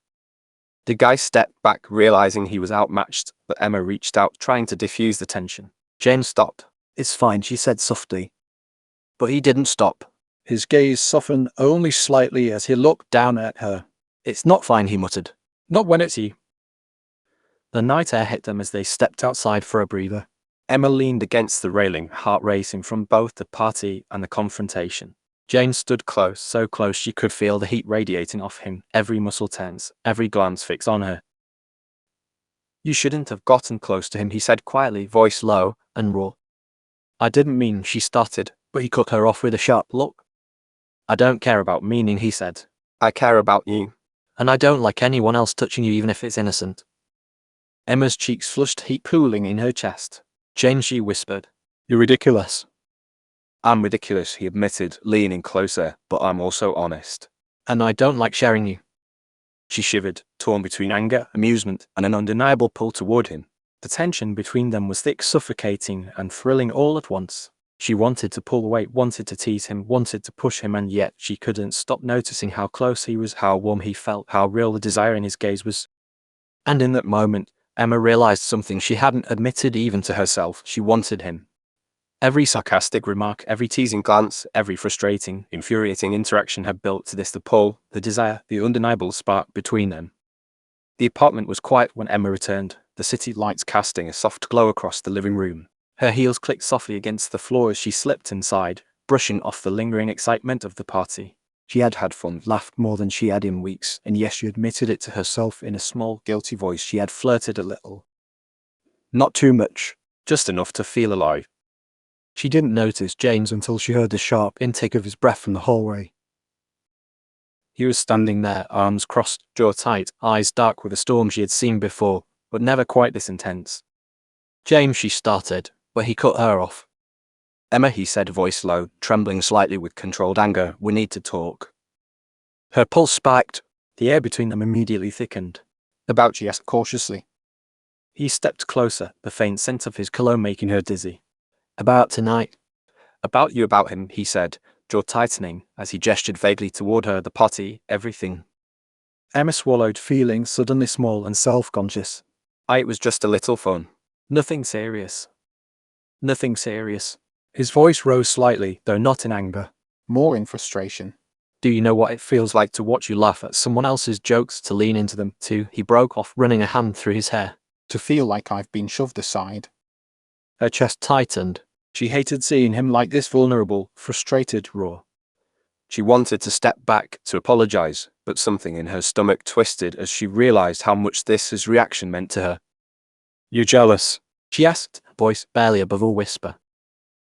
He froze, staring at her like she had just asked the impossible. Yes, he admitted, finally, stepping closer, every inch of him radiating tension. Yes, I'm jealous. And I don't like it. And I don't like myself for feeling this way, but I can't help it. Not when it's you. Her heart thudded so hard it felt like it would burst. She had never heard him sound like this, never see him so undone, so honest, so human. As she started, but he held up a hand. "Don't," he said, voice soft now edged with longing. Just listen. He ran a hand down his face, sighing. I've been trying to act normal, trying to tease you, trying to keep this tension between us playful, manageable. But I can't. Every time you smile at someone else, every laugh, every casual touch, it twists something inside me I can't ignore. Emma's stomach fluttered. Her pulse raced. She hated herself for noticing how good his words felt, how intoxicating his honesty was. I didn't mean to, she began, but he shook his head. No, he said firmly. I don't want excuses. I want the truth. And the truth is, he stepped closer, closing the small distance between them. I want you. I've wanted you since the day you moved in. I've tried to hide it, to keep it under control, but his gaze brought into hers, intense, magnetic. I can't anymore. Emma's knees felt weak. She wanted to laugh, to cry, to punch him, some combination of emotions she couldn't even name. You're ridiculous, she whispered, though her lips curved into a small, nervous smile. And you, he said, leaning, just slightly closer, voice low, almost a growl, are infuriating. But you make me want things I'm not supposed to want. The air between them was thick with tension, electricity crackling in every breath, every heartbeat. Emma wanted to step back, to tease him, to push him away, and yet she couldn't. Every instinct in her body screamed to lean closer, to close the space, to feel the warmth, the pull, the undeniable spark between them. He tilted his head, searching her eyes for a reaction. "Do you feel the same?" he asked, softer now, almost vulnerable. Emma's heart skipped a beat. She wanted to deny it, to fight it, to act annoyed, but the truth was undeniable. Every teasing remark, every glance, every frustrating moment over the past weeks had led her here. And the pull was irresistible. "Yes," she admitted, voice barely above a whisper. I feel it too. His lips curved into a slow, victorious smile. Finally, he murmured. And yet, the moment was charged, electric, and hovering on the edge of something more. He stepped closer, just enough that she could feel the warmth radiating from him, the magnetic pull of his presence. She shivered, both from frustration and anticipation. "I've waited too long," he said, voice rough low. I wanted to tell you for weeks, but I didn't know if you felt the same. And now I can't hold back anymore. Emma's breath caught. She had wanted to hear these words, craved them, even in her most stubborn moments, and now that they were here, she wasn't sure what to do. "You're reckless," she whispered, voice trembling slightly. "And you," he said, leaning even closer, "are irresistible." Her cheeks flushed, her stomach fluttered, and in that moment, the apartment felt smaller, tighter, charged with an intensity neither could ignore. The silence stretched thick and suffocating until finally she laughed softly, a small, breathless, teasing laugh. "You're impossible," she said, shaking her head, though her pulse raced in ways that betrayed her words. "And you," he said, voice low, dangerous, are intoxicating. "I can't stop thinking about you, about this, about us." Emma's lips parted slightly. The pull was unbearable, the magnetic tension almost painful. She wanted to argue, to push back, to deny it, but the truth burned too brightly. I don't know what to do, she admitted softly, voice trembling. "Then do nothing," he said simply, yet every word dripped with meaning. "For now." But know this, he leaned close, every inch of him deliberate, intense, magnetizing. "I'm not letting this you go. Not again." The apartment smelled faintly of the night, a mix of lingering perfume, faint traces of spilled wine from Emma's glass earlier, and the soft hum of the city outside. Emma leaned against the counter, running her fingers along the edge, still feeling the weight of James' words from earlier, the confession, the intensity, the heat of his gaze. She wanted to laugh, to shake it off, to act normal, but every nerve in her body seemed alive with tension. Her pulse was racing, and her thoughts kept drifting to the moment when he had stepped close enough that she could feel the warmth of him radiating across the space between them. James moved quietly around the apartment, his presence heavy even when he wasn't speaking. Every glance he cast in her direction was loaded, teasing, dangerous. She could feel it, and it made her both want to retreat and step closer. "You're still quiet," he said, voice low and rough, leaning against the doorway. Thinking about what you said. Emma's cheeks flushed. "I may be." He smirked knowingly, taking a slow step toward her. "Just maybe." Her stomach flipped. "I'm processing." "Okay," she muttered, though her voice betrayed her, soft and breathless. "Processing," he repeated, tilting his head. Sounds like an excuse. I say you're thinking about me. She groaned, brushing a hand across her face. "You're impossible." And you, he said, closing the distance slightly, are infuriating. And beautiful. And distracting. Emma swallowed hard, feeling the magnetic pull between them. The playful tension of weeks, the spark of jealousy, the intensity of the confession, all of it collided into a single, suffocating, thrilling heat that left her breathless. The night stretched on. Words became lighter, teasing resumed, but now it was layered with an undeniable undercurrent of intimacy. Every brush of hands while passing in the kitchen, every accidental touch, every glance across the room carried the weight of desire, an unspoken confession. Emma leaned against the counter, flipping a dish in her hand, pretending not to notice James leaning close behind her. The air between them was heavy, every inch charged. She felt the heat of his proximity, smelled his cologne, sensed the faint tension in his muscles as he moved beside her. "I can't tell if you're teasing me on purpose or if you just can't help it," he murmured, voice low. As she started, then trailed off, realizing that she couldn't deny it. Couldn't hide the way her pulse raced, couldn't hide how alive every nerve felt when he was near. "Exactly," he said softly, almost a growl. "You're mine, Emma. I wanted this you for weeks." Emma's breath caught. James. He leaned slightly closer, so close she could feel his warmth against her shoulder. "You feel it too, don't you?" She bit her lip, torn between denying it and giving in to the truth that had been impossible to ignore. "Yes," she whispered. For a long moment, silence filled the space between them, heavy, intimate, and electrifying. Then, Without thinking, James' hand brushed hers, fingers barely touching, but sending sparks up her arm. Emma froze.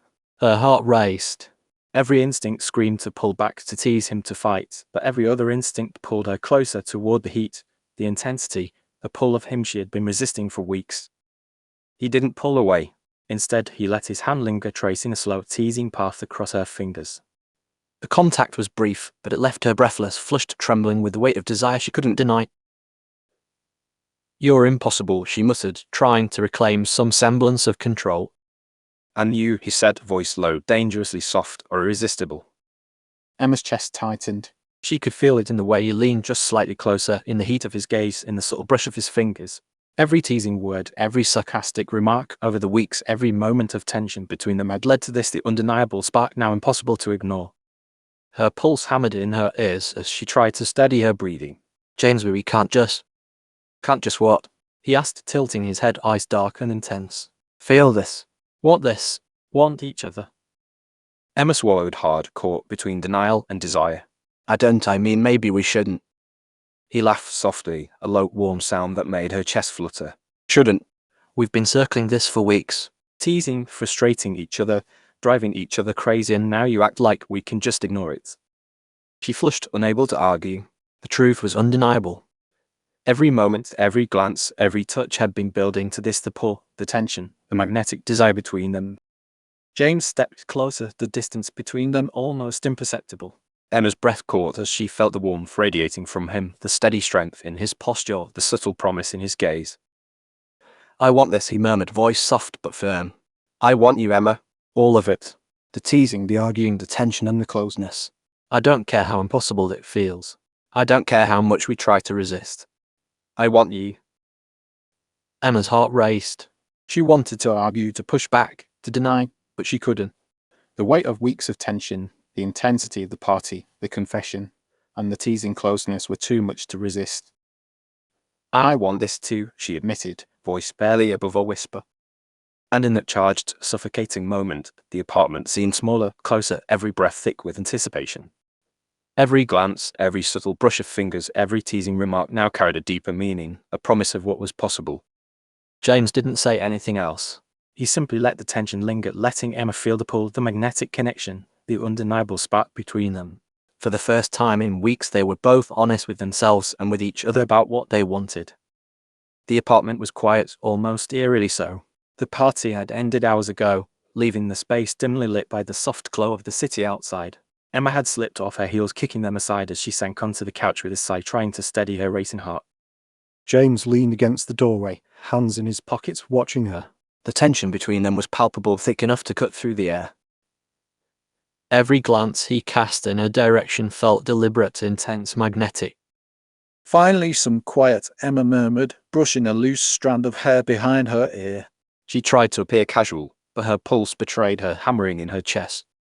Quiet doesn't change anything, James said softly, stepping closer. His voice was low, smooth, almost dangerous. You know that, right? Emma's stomach fluttered. What doesn't change? This, he said, gesturing between them. The space, the tension, the pull, the undeniable attraction. His gaze lingered on her lips, then back to her eyes, slow, deliberate, burning with intensity. She swallowed hard, heart racing. James, she whispered, almost breathless. He stepped fully into the room, closing the distance between them. Just close enough that she could feel the warmth radiating from him, close enough that every movement, every breath felt heightened. Don't whisper, he said softly, voice low and deliberate. I want to To hear you.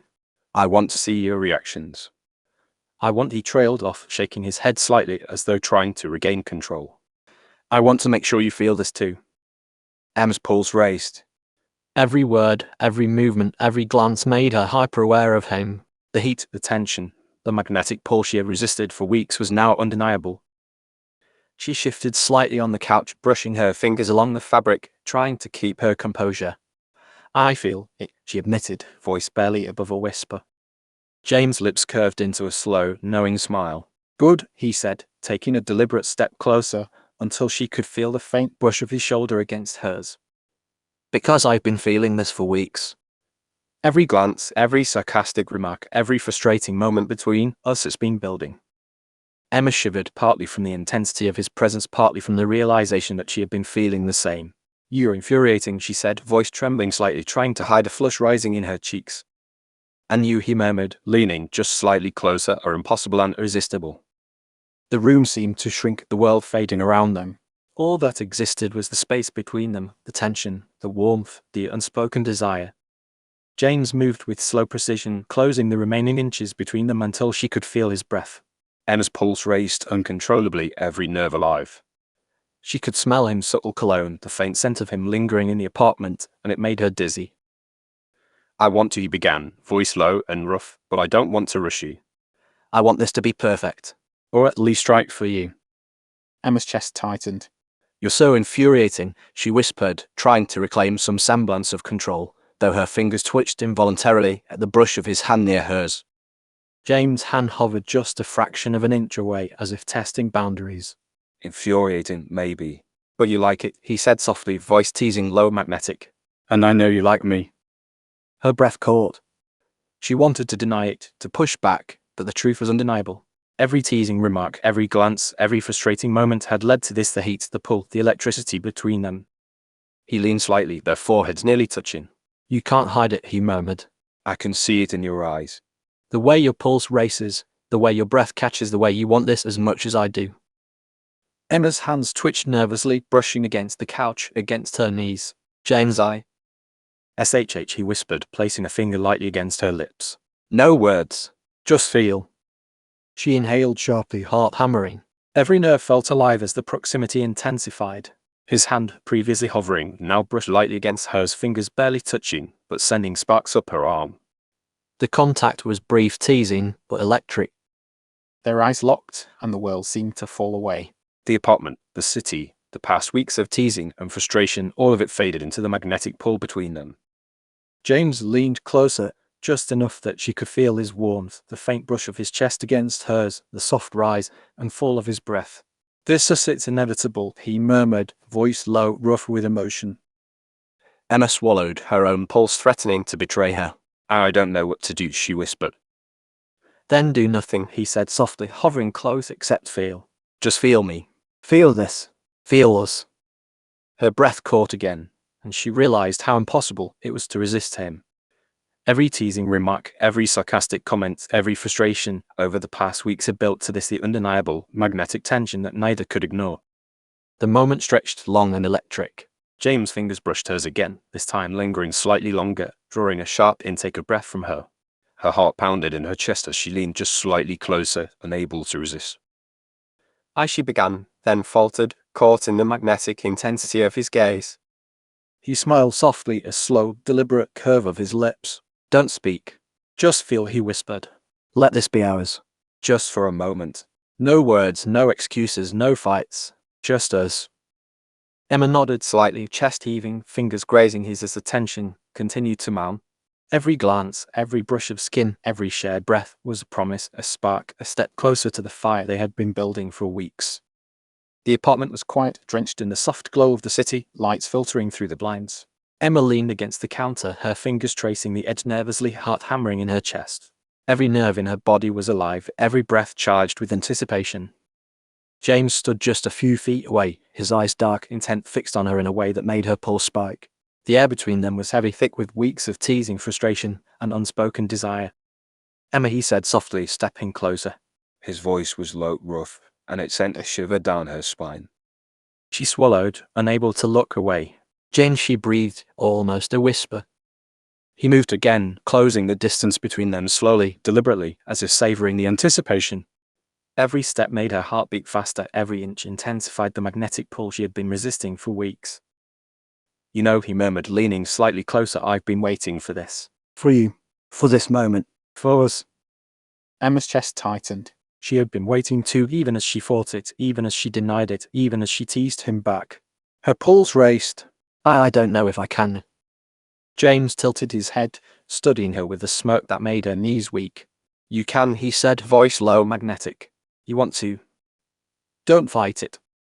The space between them closed until there was barely any distance at all. She could feel his warmth, the steady strength of his presence, the faint brush of his arm as he leaned in. Her breath hitched, and every nerve in her body screamed with anticipation. He raised a hand slowly, brushing a strand of hair behind her ear, his fingers lingering on her cheek. The contact was soft, teasing, electric. Her pulse thundered in her chest. James, she whispered, voice trembling, caught between fear and desire. I'm right here, he murmured, voice barely audible, his forehead nearly touching hers. And I'm not going anywhere. The tension built unbearably, thick, suffocating, delicious.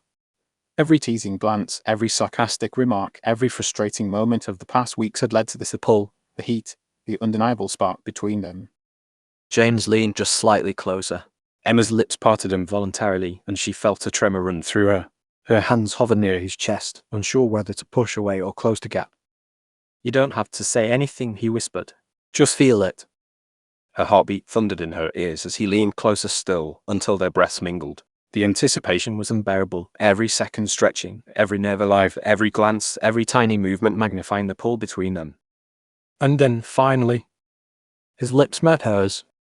It was soft at first, tentative, testing, like a question whispered against her skin. Emma froze for a moment, caught between surprise and the flood of desire that had been building for weeks. Her hands moved almost instinctively, resting lightly against his chest, feeling the warmth, the strength, the steady thrum of his heartbeat.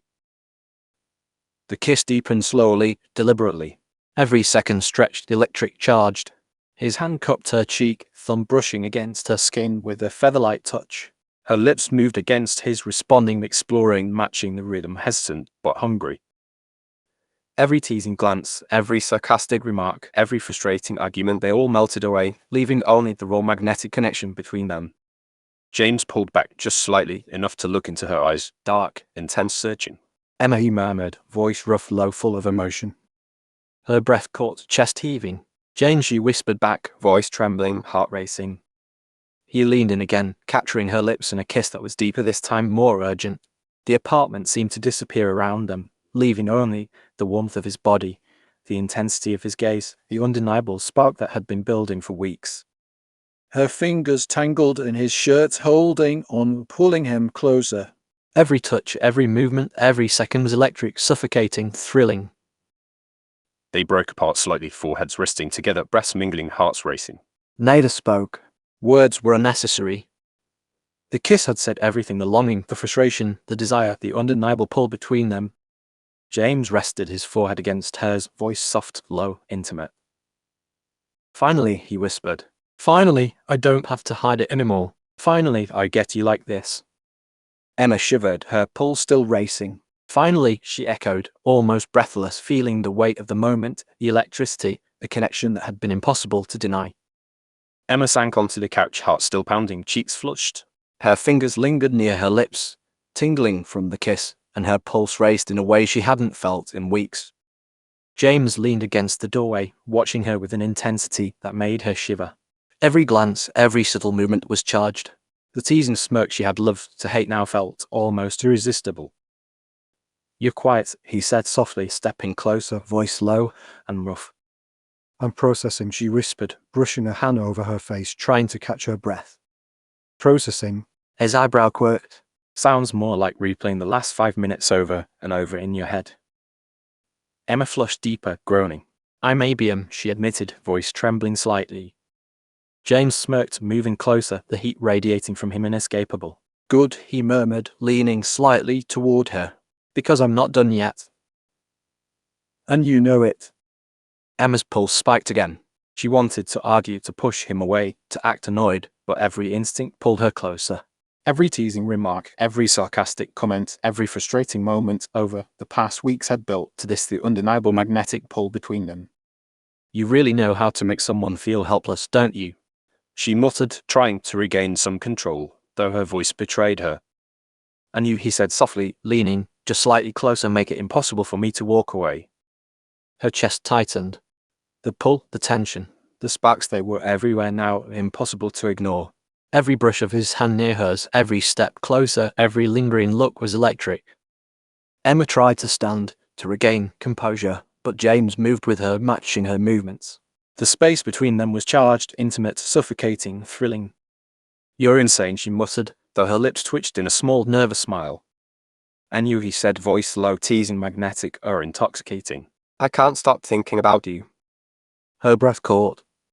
Every word, every movement, every glance was deliberate enough to ignite the fire that had been smoldering for weeks. He stepped closer, brushing his fingers lightly against her hand, lingering, teasing. Emma felt her body respond instantly, pulse racing, stomach twisting, heart thudding in a way that left her breathless. James, she whispered, almost a plea, though she didn't want to admit it. He leaned closer, just enough to feel the warmth radiating off him, the subtle thrum of his heartbeat. Don't whisper. Don't try to deny it. Feel it, he murmured, voice low, magnetic. Emma's fingers brushed his shirt, then lingered, tracing the line of his arm. The contact was brief, teasing, but every nerve felt alive. Her chest tightened, and she realized how much she wanted this, wanted him, wanted the tension, wanted the intimacy. They stayed like that, inches apart, breaths mingling, hearts racing, until James finally broke the silence. You know, he murmured, voice rough, low, we could continue where we left off. Emma's pulse spiked, and a flush spread across her cheeks. James, she whispered, voice trembling. He leaned closer, forehead nearly touching hers, eyes dark, intense, and searching. Or we could just stay here like this for a while, he said softly.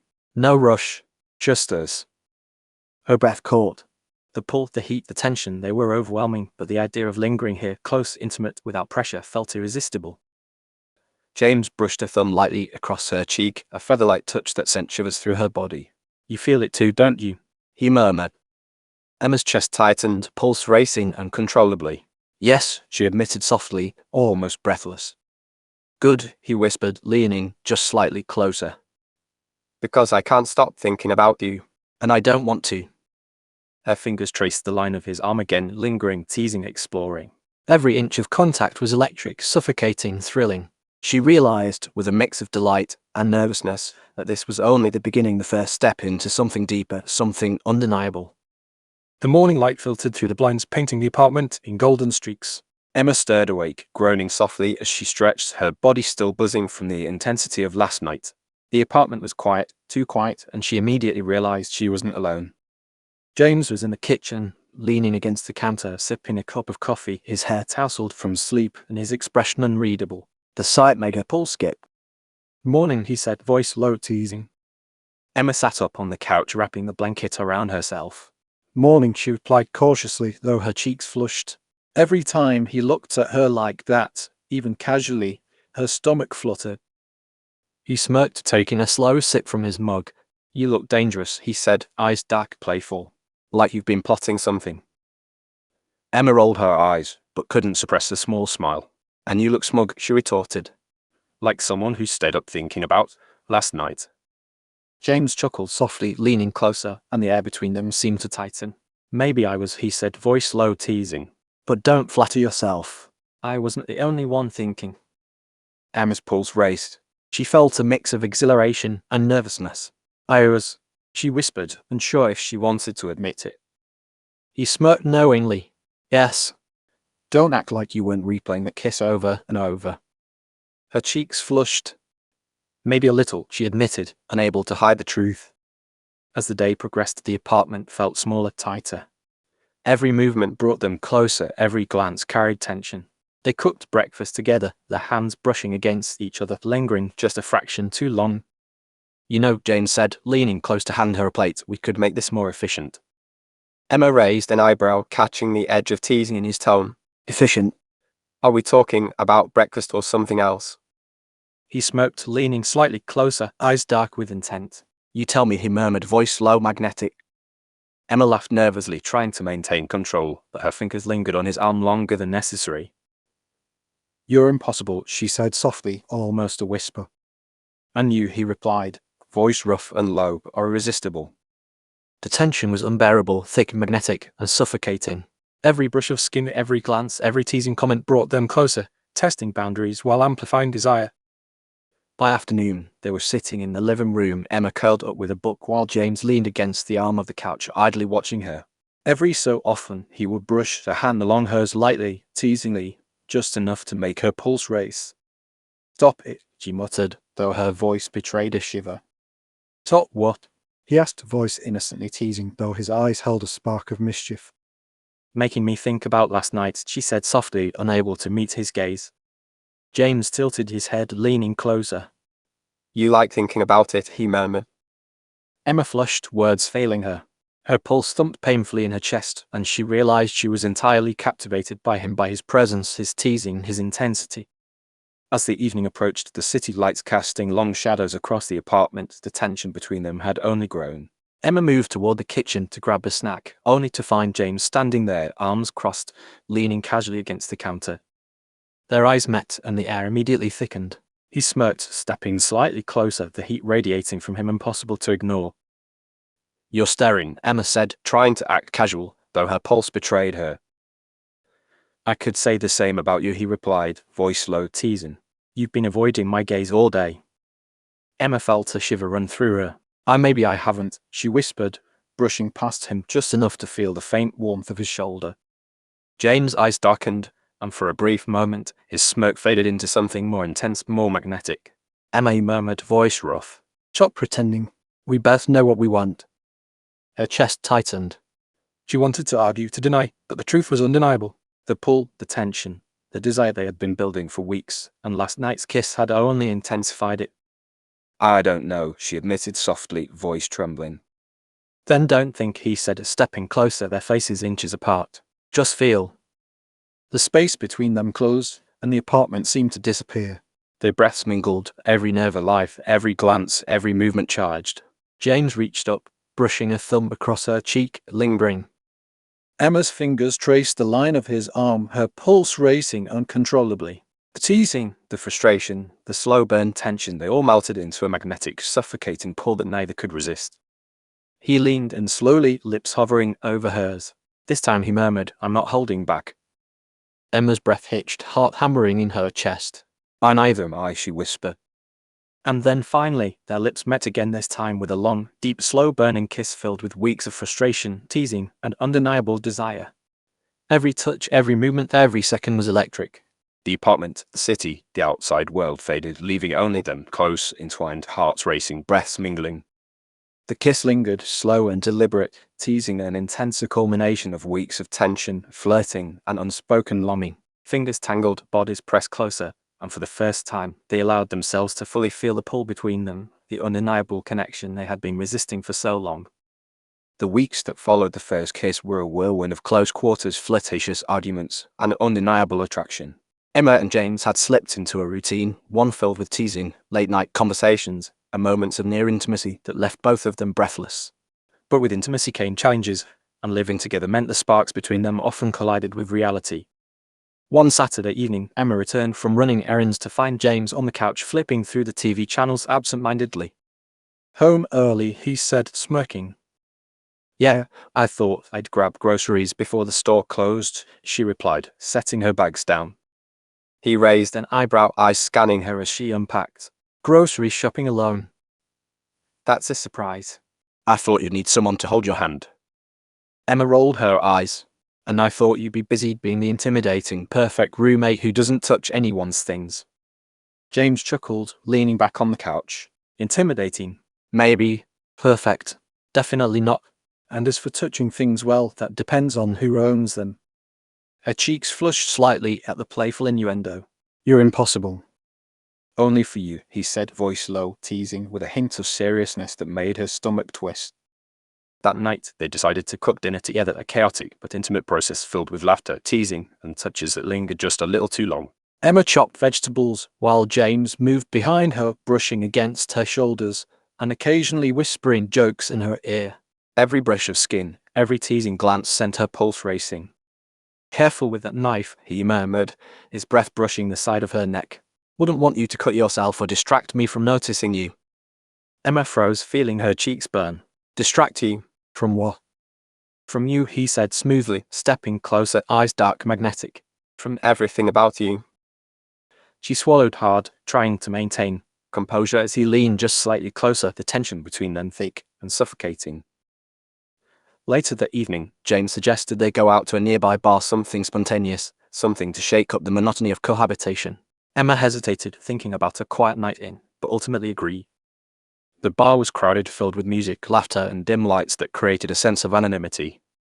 Emma felt a little out of place at first, but James stayed close, guiding her through the crowd. Relax, he murmured, brushing his hand against hers. Tonight is about us having fun. Emma nodded, feeling her nerves ease slightly under his presence. But as the night went on, the complication arose. A man at the bar approached Emma, clearly interested, and struck up a conversation. Emma, feeling a little more relaxed than usual from a glass of wine or two, laughed at his jokes, flirted lightly, and without realizing it was inching closer to him. James noticed immediately. His chest tightened, jaw clenching, pulse racing. The magnetic pull, the jealousy, the protective instinct all collided at once. He stepped forward, placing a hand lightly on Emma's back. Mind if I steal her away? He said, voice low but firm, eyes flashing with controlled intensity. The man looked at him, then back at Emma, sensing the warning in James' tone. Oh no, of course, he muttered, backing away. Emma turned to James, flushed, embarrassed. I wasn't. You want what? He interrupted, voice low, teasing, but with a dangerous edge. Flirting. Laughing. Acting cute. You all of that, and it drove me crazy. Her pulse spiked at his words, and she realized just how much his presence affected her. James, she whispered, feeling a mix of frustration, embarrassment, and longing. Emma, he said softly, leaning closer, I don't like sharing you. Not with anyone. Not like this. The taxi ride home was quiet but tense. Both were lost in their own thoughts, aware of the tension, aware of the pull between them, aware of the new layer of complexity that had emerged. Back at the apartment, James leaned against the doorframe, watching Emma unpack her bag. You're mine, he said quietly, almost to himself, almost as a reminder. And I don't plan on letting anyone else even come close. Emma felt a shiver run through her. You're intense, she whispered, voice low, almost reverent. And you, he replied, voice rough, magnetic, make it impossible to think about anything else. The apartment was quiet, the city outside alive, but distant, muted by the glass and walls that separated them from the world. Emma sat on the couch, her knees pulled to her chest, thinking about the past weeks, the teasing, the tension, the first kiss, the party, the jealousy. James leaned against the doorway, arms crossed, watching her with an intensity that made her pulse jump. There was a softness there now beneath the usual teasing and sarcasm, a vulnerability that she had never seen before. "You've been quiet," he said, voice low, deliberate. Thinking too much. Emma hesitated, biting her lip. Maybe. "About us," she admitted softly. James' eyes darkened, but in a way that wasn't dangerous, intense, magnetic, full of feeling. "Us?"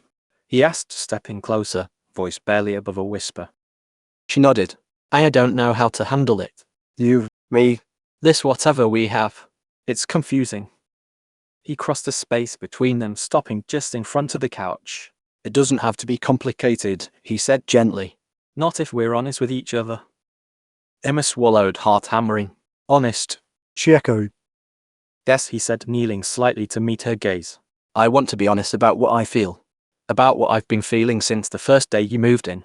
Since the first kiss. Her chest tightened. And what is that? James reached out slowly, fingers brushing against hers. I like you, Emma. More than I should. More than I expected. And I don't want to hide it anymore. Emma's pulse raced. Her fingers tingled at his touch. I like you too, she admitted, voice trembling, breath catching. I've been trying to deny it, but I can't. I can't deny it anymore, she said softly. James' lips curved into a slow, deliberate smile. Good, he murmured, Stepping closer until their knees touched. Because I don't plan on letting you go. Not emotionally, not physically, not at all. Emma's heart thudded in her chest. The intensity of his gaze, the warmth radiating from him, the closeness, it was overwhelming. She leaned just slightly Toward him, unable To resist the pull. He mirrored her movement, their faces inches apart, breaths mingling. This time, he whispered, No teasing. no games. Just us. Emma nodded, pulse racing, every nerve alive. Yes. "Just us." And then he kissed her again.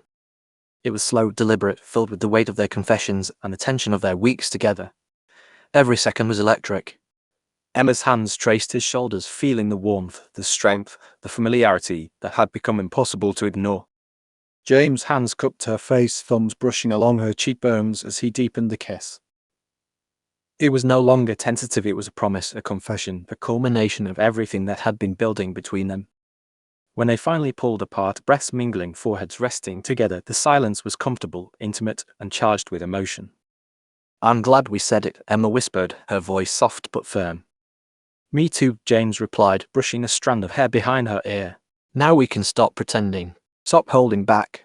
We can just be us. Emma nodded, smiling, feeling a weight lift from her chest. The teasing, the frustration, the slow burn tension, they were still there, but now it was paired with honesty, with understanding, with something far stronger than either of them had anticipated. The music hit them before they even stepped into the venue, a thumping bass that rattled the floor and sent vibrations through their chests. Emma had been hesitant about coming out tonight, but James had insisted, dragging her along with the infuriatingly confident smirk she both loved and hated. You'll have fun, he said, voice low, brushing a strand of hair behind her ear as they navigated through the crowd. Emma narrowed her eyes. I'll survive. That's all. James chuckled, Tugging her Slightly closer. "Surviving is boring. You need to live a little. They weaved through the throng of people, drinks in hand, laughter spilling around them. Emma tried to focus on the music, on the crowd, but her attention kept snapping back to James. Every time he brushed past her, his hand grazing hers, a jolt of electricity shot through her. And there she is, James said softly, his lips brushing her ear. The girl who's impossible to ignore. Emma flushed. You're impossible. Don't think I haven't noticed. He smirked, leaning in close. Exactly. Which is why you're still standing next to me instead of running away. Emma's attempt to ignore the teasing ended abruptly when another man approached, a tall, confident stranger with a grin that immediately set her nerves on edge. He started chatting with her, laughing a little too closely, leaning in like he had a claim on her attention. Emma, a little tipsy from the drinks, laughed, leaning toward him, trying to be polite, but relaxed. Her hand brushed his arm, a mistake she immediately regretted when she felt a spark of jealousy flare behind her. Emma, James said sharply, voice low, but dangerous, and the word alone made the stranger step back. James' eyes were dark, intense, magnetic, protective, possessive, and completely unignorable. Emma turned toward him, cheeks flushed. I wasn't. You weren't what? He interrupted, his voice a growl, but controlled. Flirting. Laughing. Thinking about someone else. Because it looked pretty convincing.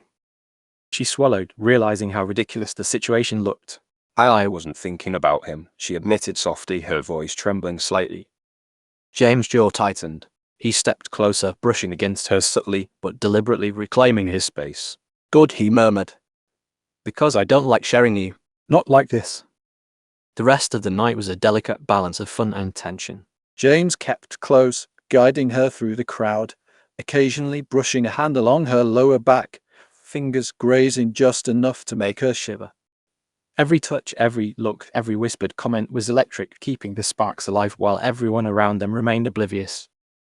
At one point, Emma laughed at a joke from a friend, turning her head just a little too much, and James' hand found hers again, fingers curling around hers possessively. Don't, he whispered, low, rough. Not with anyone else. Emma's pulse raced. James, she breathed, lips parting, heart hammering. I mean it, he said softly, holding her gaze. You're mine tonight, and maybe always. By the end of the night, the pair had survived the crowd flirtations and teasing strangers, but the tension between them had only intensified. Emma's fingers lingered in his as they walked toward the exit, and James kept close, leaning in just slightly, brushing his lips against her temple. It was clear what had started as teasing, slow-burn tension had now transformed into a bond no party, no stranger, and no distraction could shake. The heat of the day had faded, leaving the evening calm but charged with electricity. Emma was on the balcony, leaning against the railing, city lights glittering below. The wind tugged at her hair, and she felt restless, thoughts of James swirling in her mind. He appeared behind her without a sound, leaning casually against the doorframe. You're quiet, he said softly, voice low, but carrying that teasing edge that made her pulse race. Emma didn't turn. I'm thinking, she said simply, though her tone betrayed her nerves. About me? He asked, stepping closer, the warmth of his body brushing against hers. She let out a short laugh, half nervous, half exasperated. Of course not. James smirked, moving so that their shoulders brushed. Right, he said smoothly. Because thinking about me would be dangerous, I suppose. Emma felt her stomach twist. Dangerous? She whispered, almost to herself. Yes, he murmured, leaning slightly closer, letting the closeness linger. Because I don't stop thinking about you. Not a second goes by without this. He let the word hang in the air, and her pulse jumped. She turned slightly, meeting his gaze, and felt the intensity that had been simmering for weeks. Jane, she breathed, voice trembling, heart hammering. He reached for her hand, fingers brushing hers, lingering in a slow, teasing grip. I can't, he whispered. I can't pretend anymore. I want you completely. Emma's breath hitched, her chest tightening. I want you to, she admitted softly, almost a whisper. James' eyes darkened with intensity, but his expression softened with something almost vulnerable. Good, he said, voice low, rough. Because I don't plan on holding back. Not now, not ever. He stepped closer, brushing a thumb along the back of her hand. Emma's knees felt weak. The magnetic pull between them was undeniable, suffocating, thrilling. Every teasing glance, every sarcastic comment over the past weeks had led to this pure, unfiltered desire. Their foreheads touched, breaths mingling, and the city below seemed to disappear. You're impossible, Emma whispered, a nervous laugh escaping her lips. And you, he said softly, lips brushing against her temple, are irresistible. Which is why I'm not letting go. Emma shivered, leaning just slightly into him. Jane, she murmured. I mean it, he said, voice low, husky, magnetic. I've wanted you for weeks. And now I don't have to hide it anymore. The tension exploded in a kiss, slow, deliberate, full of the weeks of frustration, teasing, and longing. Hands tangled in hair, fingers traced shoulders, and every nerve in Emma's body came alive. The kiss deepened, urgent yet careful, exploratory yet consuming, as if both of them were discovering what it meant to finally surrender to desire. When they finally pulled back, breasts mingling, hearts pounding, the world around them felt sharper, brighter, more alive. You're crazy, Emma whispered, voice trembling, cheeks flushed. Crazy for you, James corrected softly, brushing his lips against hers once more, a feather light, lingering touch. Completely, utterly crazy. They stayed like that for a long moment, foreheads pressed together, hands intertwined, letting the heat of the kiss linger in memory. It was no longer just teasing or tension, it was trust, it was desire, it was something real. The city outside had fallen silent, leaving the apartment bathed in the soft glow of the moonlight streaming through the windows. Emma sat on the edge of the bed, heart racing, every nerve alive with anticipation. James stood near the doorway, a slow, deliberate smirk playing on his lips, eyes dark and unreadable. This is really happening, she whispered, almost to herself, though the edge of nervous excitement made her voice tremble. James took a step closer, closing the distance between them.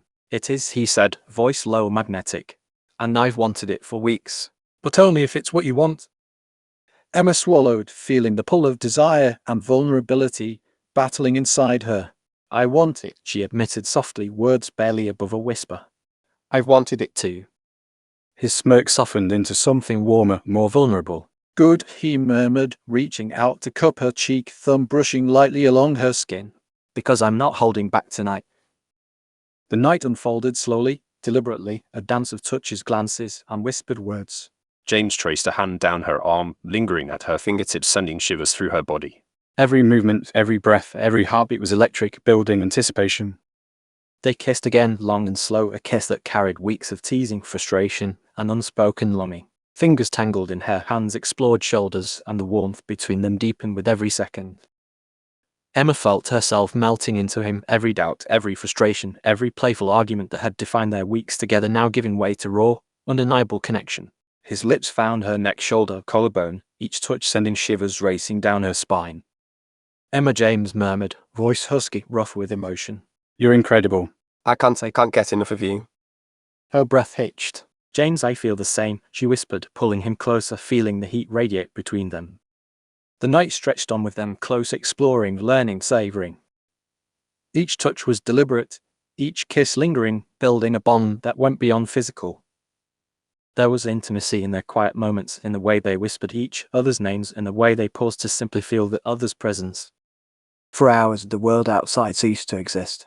There was only them, two hearts beating, two bodies close, two souls intertwining in a moment that was entirely theirs. By the time the first light of dawn crept through the blinds, Emma lay wrapped against James, both of them exhausted yet unable to pull away. Every glance, every sigh, every heartbeat carried weight and meaning, leaving them both profoundly changed. Morning came. Emma stirred first, stretching lightly, eyes opening to find James already awake, sitting at the edge of the bed, staring out the window. He didn't look at her, didn't reach for her, and the sudden distance hit her like a cold splash of water. James, She asked softly, voice cautious. He didn't turn. Morning, he muttered, tone clipped, distant. Emma sat up, heart tightening. James, what's wrong? Why are you like this? He ran a hand through his hair, jaw tight. Nothing's wrong, he said, though his voice lacked conviction. I'm just thinking, she repeated, frustration creeping in. After last night, after everything, thinking. James, we were together. That was real. He finally turned to face her, eyes dark, conflicted. It was real, he admitted, voice low. Too real. And now I don't know how to act. I don't want to hurt you, and I don't want to lose control. Emma's chest tightened. Lose control? You're acting like pulling away is protecting me. We yourself. Maybe both, he said, voice rough, admitting more than he wanted. Last night it changed everything. And now I don't know where we stand, how to handle it. Her fingers trembled as she reached for him. James, we can figure it out. We don't have to be perfect. But don't shut me out. Not now. He looked at her, eyes softening, but the distance remained. I'm trying, he murmured. I don't want to mess this up. Emma's chest tightened as she stared at him, words forming in her mind, but stuck in her throat.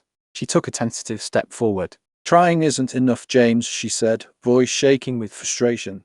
You're here, but you're not here. You kissed me, held me, and then this. Pulling away. Ignoring me. James' jaw tightened, eyes flicking away for a moment before he met hers again. I'm not ignoring you. He snapped, though the edge in his voice betrayed the tension boiling just beneath the surface. I'm trying to process everything. Last night it wasn't just physical. It meant something, annoy. It meant something to me too. Emma cut in, her voice rising, heart hammering. I felt everything with you for weeks, James. You think I can just switch off when you decide to get cold all of a sudden? James ran a hand through his hair, pacing slightly, frustration evident in every movement. I didn't ask for this, he admitted, voice low but strained. I didn't ask to feel like this about you. I didn't ask to want you all the time. You didn't ask. Emma's eyes blazed. Neither did I. But here we are, James. Here we are tangled in this mess of feelings and desire and everything in between, and now you act like it's all my problem because you can't handle it. He froze for a moment, jaw tightening, nostrils flaring slightly. It's not your problem, he said, voice sharper now.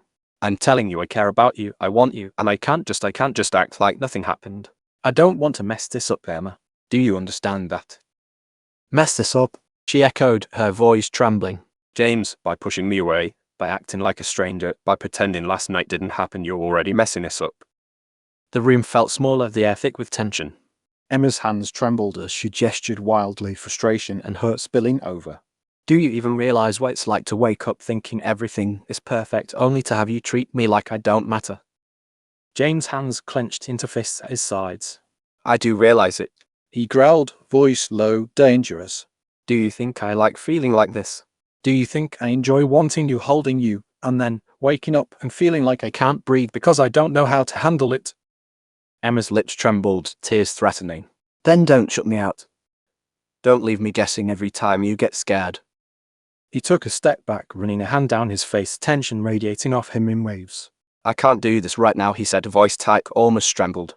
I need space. I just can't.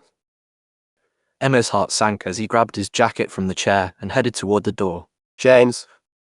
He paused, hand on the doorknob, not turning back. I'll be back. Just don't do anything stupid While I'm gone, he muttered, voice low and strained, before the door slammed behind him. The sound echoed through the apartment, leaving Emma frozen, chest tight, heart pounding, and a swirl of emotions threatening to overwhelm her: anger, hurt, longing, and the unmistakable ache of missing him already. She sank to the floor, back against the wall, staring at the door, fingers trembling. Everything had escalated in a matter of minutes. The intimacy of the night, the closeness, the confessions, all replaced by tension, silence, and distance. Her mind raced. Why does he do this? Why does he push me away when he's the one I want the most? For the first time, she realized that being with James wasn't just thrilling, it was complicated, messy, and unpredictable. But as much as it hurt, she knew something deep inside. She couldn't stay away, and neither could he, not really. The apartment was dark, lit only by the pale glow of the streetlights filtering through the blinds. Emma sat curled up on the couch, blanket draped over her shoulders, eyes heavy with exhaustion. She had spent the entire day waiting for him, staring at the door, listening for any sign of his return. She hadn't moved much, her phone untouched, meals forgotten, emails ignored. Every tick of the clock echoed in her chest like a drum, each second stretching into an eternity. She had cancelled her appointments, postponed her errands, and pushed aside her responsibilities, all for the hope that James would come back, that they would finally talk and clear the tension that had left her heart aching since that morning. By midnight, she was nearly asleep, her head drooping, eyelids heavy, but she fought it. Every nerve in her body was wound tight, refusing to let go, refusing to surrender to sleep, while he was out there somewhere, so close yet unreachable. And then she heard the faint sound of the front door. James stepped inside quietly, closing the door behind him. The apartment was dark, quiet except for the couch, where she sat, barely awake, but wide-eyed at the sound of him. He froze mid-step, the sight of her illuminated by the dim streetlight, hair falling loosely around her face, eyes red from waiting, body curled beneath the blanket. His chest tightened. Emma's voice caught, soft and unsure. Why are you up so late? She looked at him, eyes glistening, voice trembling but resolute. Because I wanted to talk. He shifted uncomfortably, taking a tentative step toward her. It's too late. We should sleep. I had a long day. I don't care how long your day was, she interrupted, sitting up straighter despite her exhaustion. I cancelled everything for today. I waited for you, James. I've been sitting here all day, waiting for you to come home. And you've... He stopped, gaze flicking away, jaw tight. Emma, he began, tone low, trying to soften his words, but she cut him off. You don't understand, she said, voice breaking. I've been waiting for hours. I didn't do anything all day. I wanted to see you. I needed to talk to you. And you just walk in and act like nothing happened, like I'm some stranger sitting on a couch. James' hands twitched at his sides. I didn't mean to make you feel like that, he said, voice hoarse, heavy with guilt. Emma shook her head, tears slipping freely now.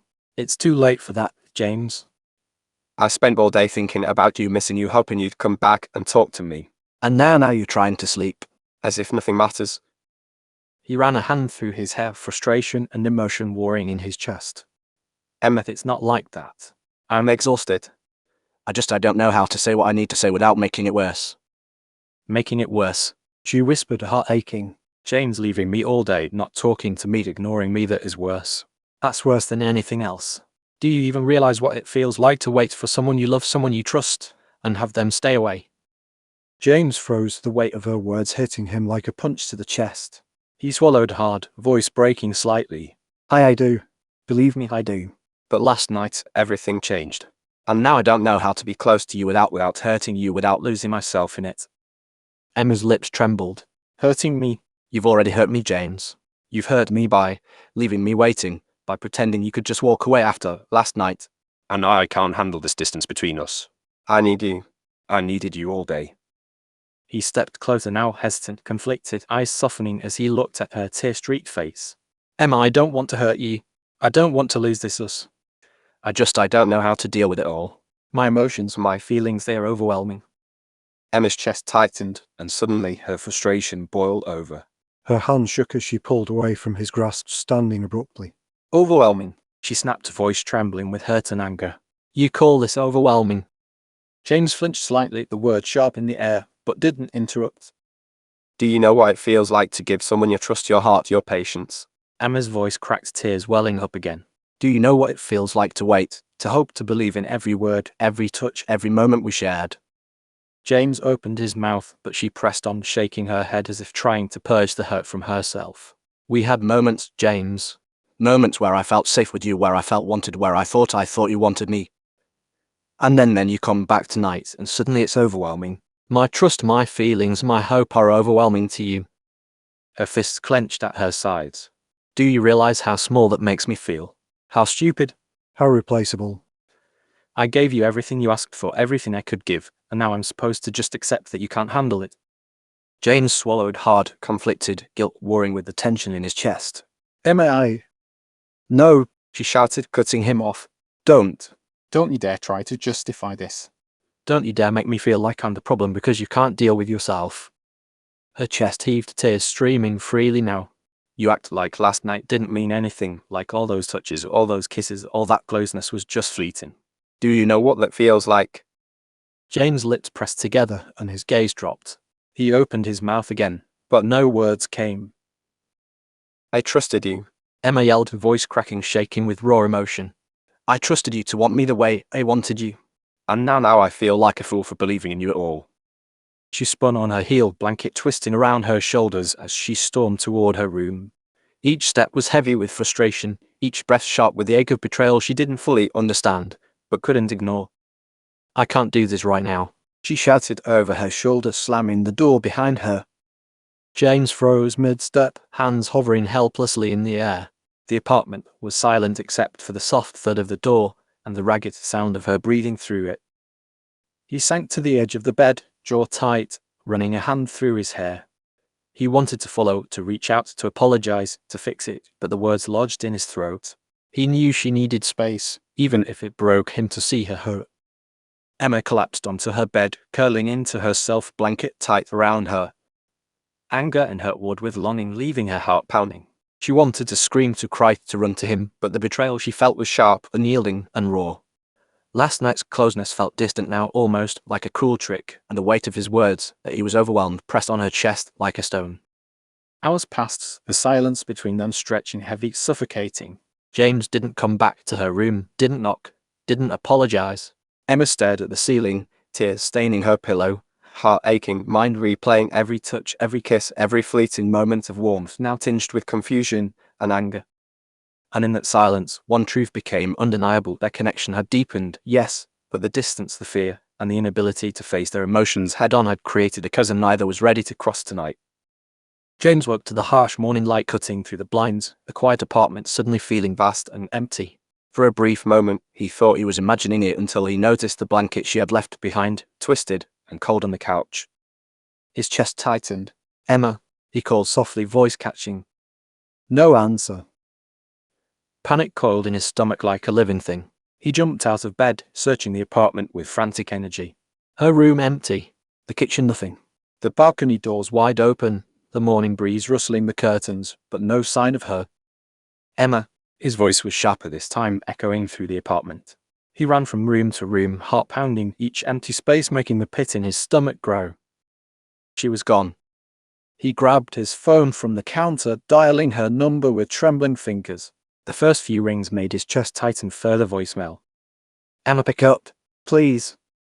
He tried again, hope clawing at him, fear gnawing at his nerves. Another ring, another voicemail. His fingers clenched the phone so hard it was a miracle he didn't crush it. She can't just leave, he muttered under his breath, pacing, heart hammering against his ribs. I didn't. He stopped mid-bass, remembering the night before the argument, her storming to her room, slamming the door. The realization hit him like a punch. She had left in the night, maybe even before dawn, too frustrated and hurt to wait for him. Emma's voice cracked, soft now trembling. Please don't do this. Please don't run. James rushed to the door, jacket in hand, keys jingling, the apartment now a maze of memories and tension. Every step outside felt frantic, as if each second she was gone was stretching time into something unbearable. He ran down the hallway, checking the lobby, scanning the street below, looking for any sign of her. Neighbors watched curiously as he came and went, muttering her name under his breath, anxiety in every movement. He cursed himself for the argument, for letting his fear and overwhelm push her away, for leaving her feeling abandoned. Why did I, he whispered, frustration and guilt tearing through him. Why did I make her feel small? Why did I push her away? He walked the block, eyes darting down every street, scanning for the familiar figure of Emma. His phone was in his hand the entire time, thumbs hovering over the call button, willing her to answer. Every time he thought he saw her, his heart leapt, only to fall again when it was someone else. The city was quiet for a Saturday morning, but every sound, the distant honk of a car, a dog barking, footsteps echoing, made his heart race faster. He imagined her in some cafe, sitting alone, sulking, maybe even crying, and the thought made his chest tighten painfully. Finally, he stopped at a small park nearby, out of breath, shoulders slumping. He leaned against a tree, phone pressed to his ear one last time. Emma, please. Pick up. I am sorry. I don't want to lose you. Please tell me you're okay. His voice was almost inaudible, swallowed by the wind and the quiet city morning, but it carried the weight of everything he felt: panic, guilt, longing, and love. He sank to a bench, head in his hands, heart hammering. Hours could have passed, minutes could have stretched into eternity. And yet, one truth remained: she was gone, and he had no idea when or if she would return. The realization hit him harder than he expected. For the first time, James felt powerless. He couldn't charm her, tease her, or push her buttons. He could only wait, hope, and curse himself for letting his emotions get the better of him, for letting her walk out, while he wasn't able to fight for her in the way she deserved. The city had grown quiet again as dusk settled, painting the streets in shades of amber and purple. James had walked block after block, his mind a whirlwind of panic, guilt, and longing. Every shadow he thought might be her, every passing figure he hoped was her, brought a spike of hope, and every disappointment cut like a blade. He stopped in front of a small cafe at the edge of the park, the dim light spilling onto the sidewalk. Her silhouette. Emma sat on a bench outside, knees drawn to her chest, jacket wrapped tightly around her. Her hair fell loosely around her face, eyes downcast, lips pressed in a thin line. Even from a distance, he could see the tension in her posture, the quiet heartbreak radiating from her. Emma. His voice was low, trembling slightly, full of emotion. He stepped closer, hesitant. She looked up slowly, surprise flashing across her features, quickly replaced by caution. James, she said, voice tight, almost cold. He swallowed, trying to keep his racing heart under control. I've been looking for you all day, he admitted, voice raw. I can't stand not knowing if you're okay. Emma's eyes flashed with anger and hurt. All day, she asked, voice trembling. All day I waited for you. Do you have any idea what that felt like? Sitting at home, hoping you'd come back, wondering if I had done something wrong, wondering if you even cared. James took a tentative step closer, hands raised slightly, as if to show he meant no harm. I do care. Emma, I care more than I can even explain. I'm sorry. I shouldn't have made you feel like that.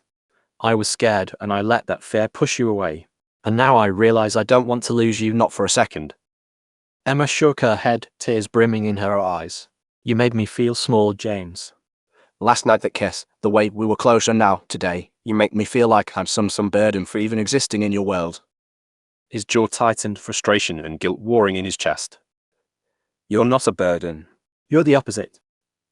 You're everything I've been trying not to admit I need. Every second without you felt like a piece of me was missing. Her hands trembled as she gestured toward him, voice breaking. Then why make me wait all day? Why make me doubt myself, doubtless? James closed the distance, finally kneeling in front of her again. His hands cupped her face gently, thumbs brushing away stray tears. Because I was scared of how much I feel, Emma. I can't stand the thought of losing control around you, but leaving you like this. That's worse. I know that now. And I'm not leaving again. Not tonight. Not ever. Emma's chest heaved, a mixture of anger, relief, and longing coursing through her. Do you really mean that? She whispered, searching his eyes for any sign of doubt. I mean it, he said firmly, voice low and steady. Every word. You've made me feel more than I ever expected, and I don't want to hide from it anymore. I don't want to hide from you. She hesitated, caught between caution and desire, her lips trembling. James, if I let you in now, if I forgive you, if I trust you again, can you promise me you won't push me away again? His eyes softened and he leaned closer, forehead resting against hers. I can't promise I won't make mistakes, Emma. But I can promise that I will never stop fighting for us, never stop trying to be better for you. You're too important for me to ever let go. Slowly, almost painfully, she relaxed, letting the tension melt slightly, leaning into him. Her hands found his chest, feeling the steady beat of his heart beneath her palms. I don't know if I can do this, James, she whispered. You can, he murmured, voice husky.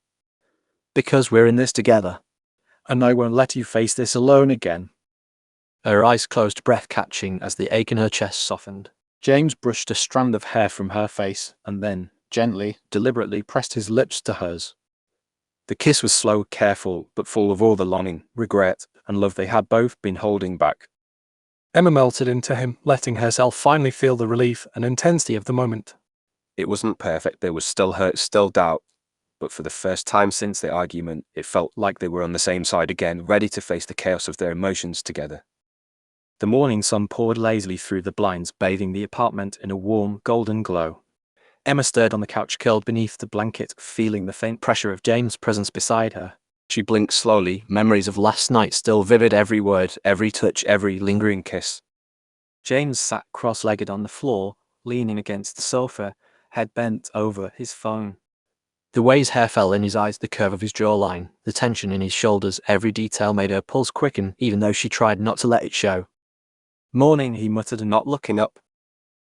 Emma raised an eyebrow, her lips twitching despite herself. You're in a mood already, she teased softly. He glanced at her briefly, expression unreadable. Mood. I'm fine, he said, voice tight, clearly lying. She stretched her arms over her head, the blanket slipping slightly. Fine, she echoed, voice laced with mock suspicion. Really? Because someone seems awfully tense for fine.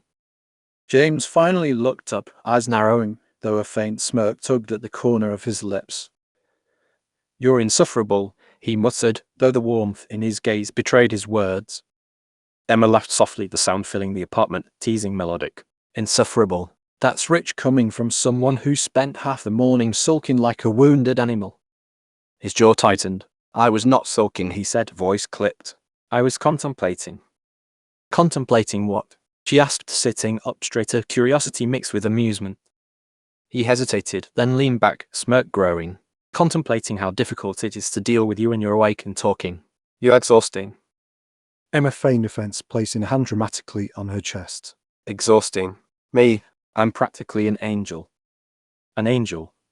He echoed, shaking his head. More like a tornado in human form. She grinned, reaching for the blanket. And you loved every second of it, don't lie. James groaned, throwing a cushion at her lightly. Stop being so smug. She dodged, laughing, the tension of the previous days melting, just enough to let playful banter return.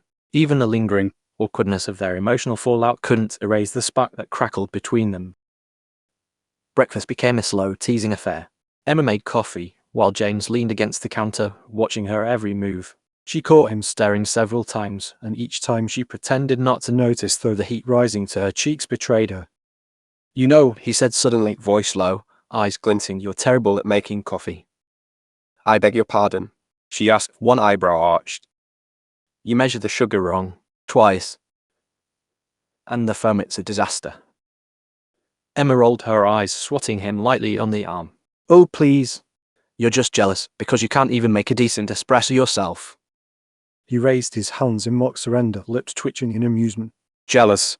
Me? Never. I'm just critically evaluating your skills. She laughed, shaking her head. Critical evaluation? Oh, That's one way to put it. I'll take it under advisement, mister. I'm too handsome to cook. The playful argument stretched on, each jab and teasing comment stoking the underlying tension between them. Emma noticed how close he stood, how every brush of his hand against hers made her pulse race. James noticed how her laughter made his chest tighten, how her energy drew him in despite himself. By midday, they had settled into a rhythm of shared domesticity, though neither fully relaxed. Emma washed dishes while James dried them, every movement charged with unspoken desire. You're taking forever, he muttered as he handed her a plate, tone casual, but eyes lingering a moment too long. I'm thorough, she shot back, eyes sparkling, lips twitching into a smirk. Something you wouldn't understand. James leaned in, voice low, teasing, a dangerous edge to it. Oh, I understand just fine. I understand you like driving me crazy. And it works.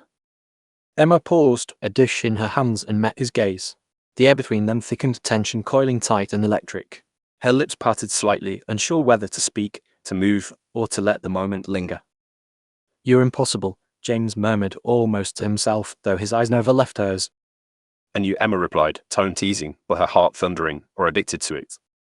The apartment seemed to shrink around them, charged with playful energy, flirtation, and the unspoken heat of desire. Every glance, every brush of hands, every casual touch carried meaning. Their banter was more than just teasing, it was a dance, a delicate balance of tension, attraction, and growing intimacy. By the time the afternoon sun dipped low, painting the room in golden hues, it was clear they were still navigating the aftermath of last night, but the spark, the pull, the electricity between them had only grown stronger. The apartment was quiet again, the kind of quiet that stretched and hummed with electricity.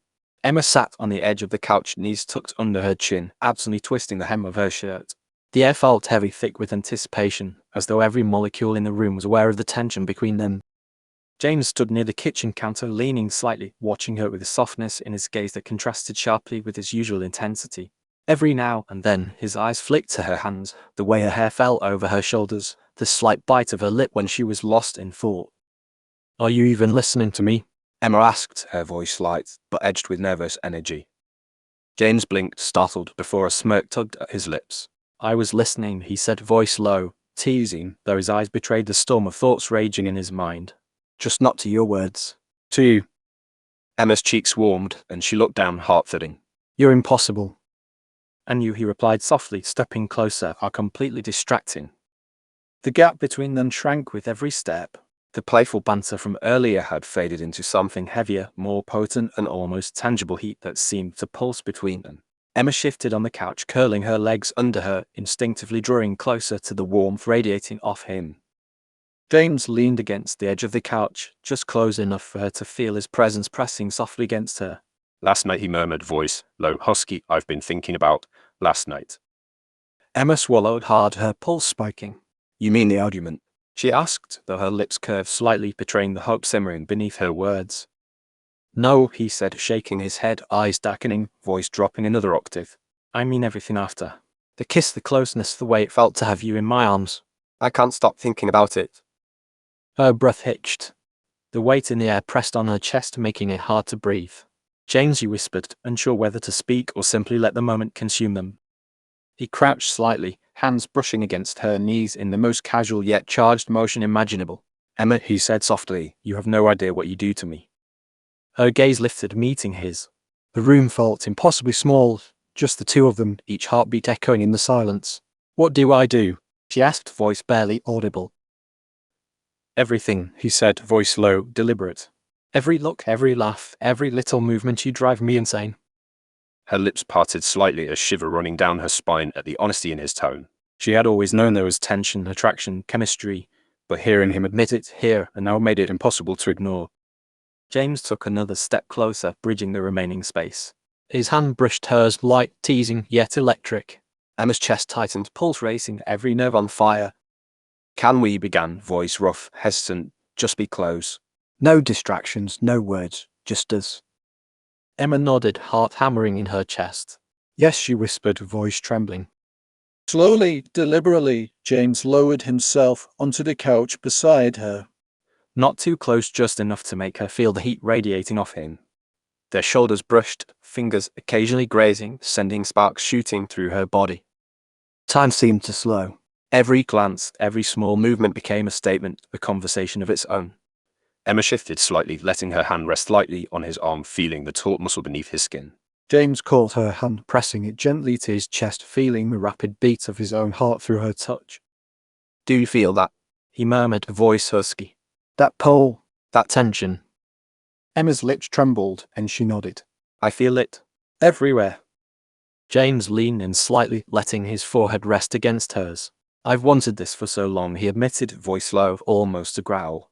You don't know how long I've held back, how much I've fought against it, and now I can't anymore. Her breath caught. Jane, she whispered. He kissed her slowly, deliberately, lips brushing hers with a tentative tenderness before deepening the kiss. Every nerve in her body ignited, every thought of the argument, the waiting, the pain, all of it melting into this moment. Hands tangled in hair, fingers tracing backs, every touch careful yet charged, they explored the space between desire and emotion. It was a kiss full of confession, of longing, of the ache they had both been hiding. Emma pressed closer, letting herself feel, letting herself trust, letting herself surrender to the electricity that had always existed between them. James pulled back slightly, resting his forehead against hers again, breathing heavily. You're incredible, he murmured. And I don't want to waste a second not holding you like this. Emma smiled softly, Heart pounding. Then don't, she whispered. He lowered himself fully beside her now, their bodies close but not rushed, every touch, every movement a slow burn, a dance of patience and desire. Fingers brushed, arms wrapped lightly, breaths mingling. The night stretched before them, intimate and electric, every second a testament to the tension they had built, the trust they were forging, and the love neither could deny. And in that quiet, charged space, they discovered something undeniable. Theirs was a connection That no argument, no distance, no fear could break. it was messy, intense, and overwhelming, and they wouldn't have it any other way.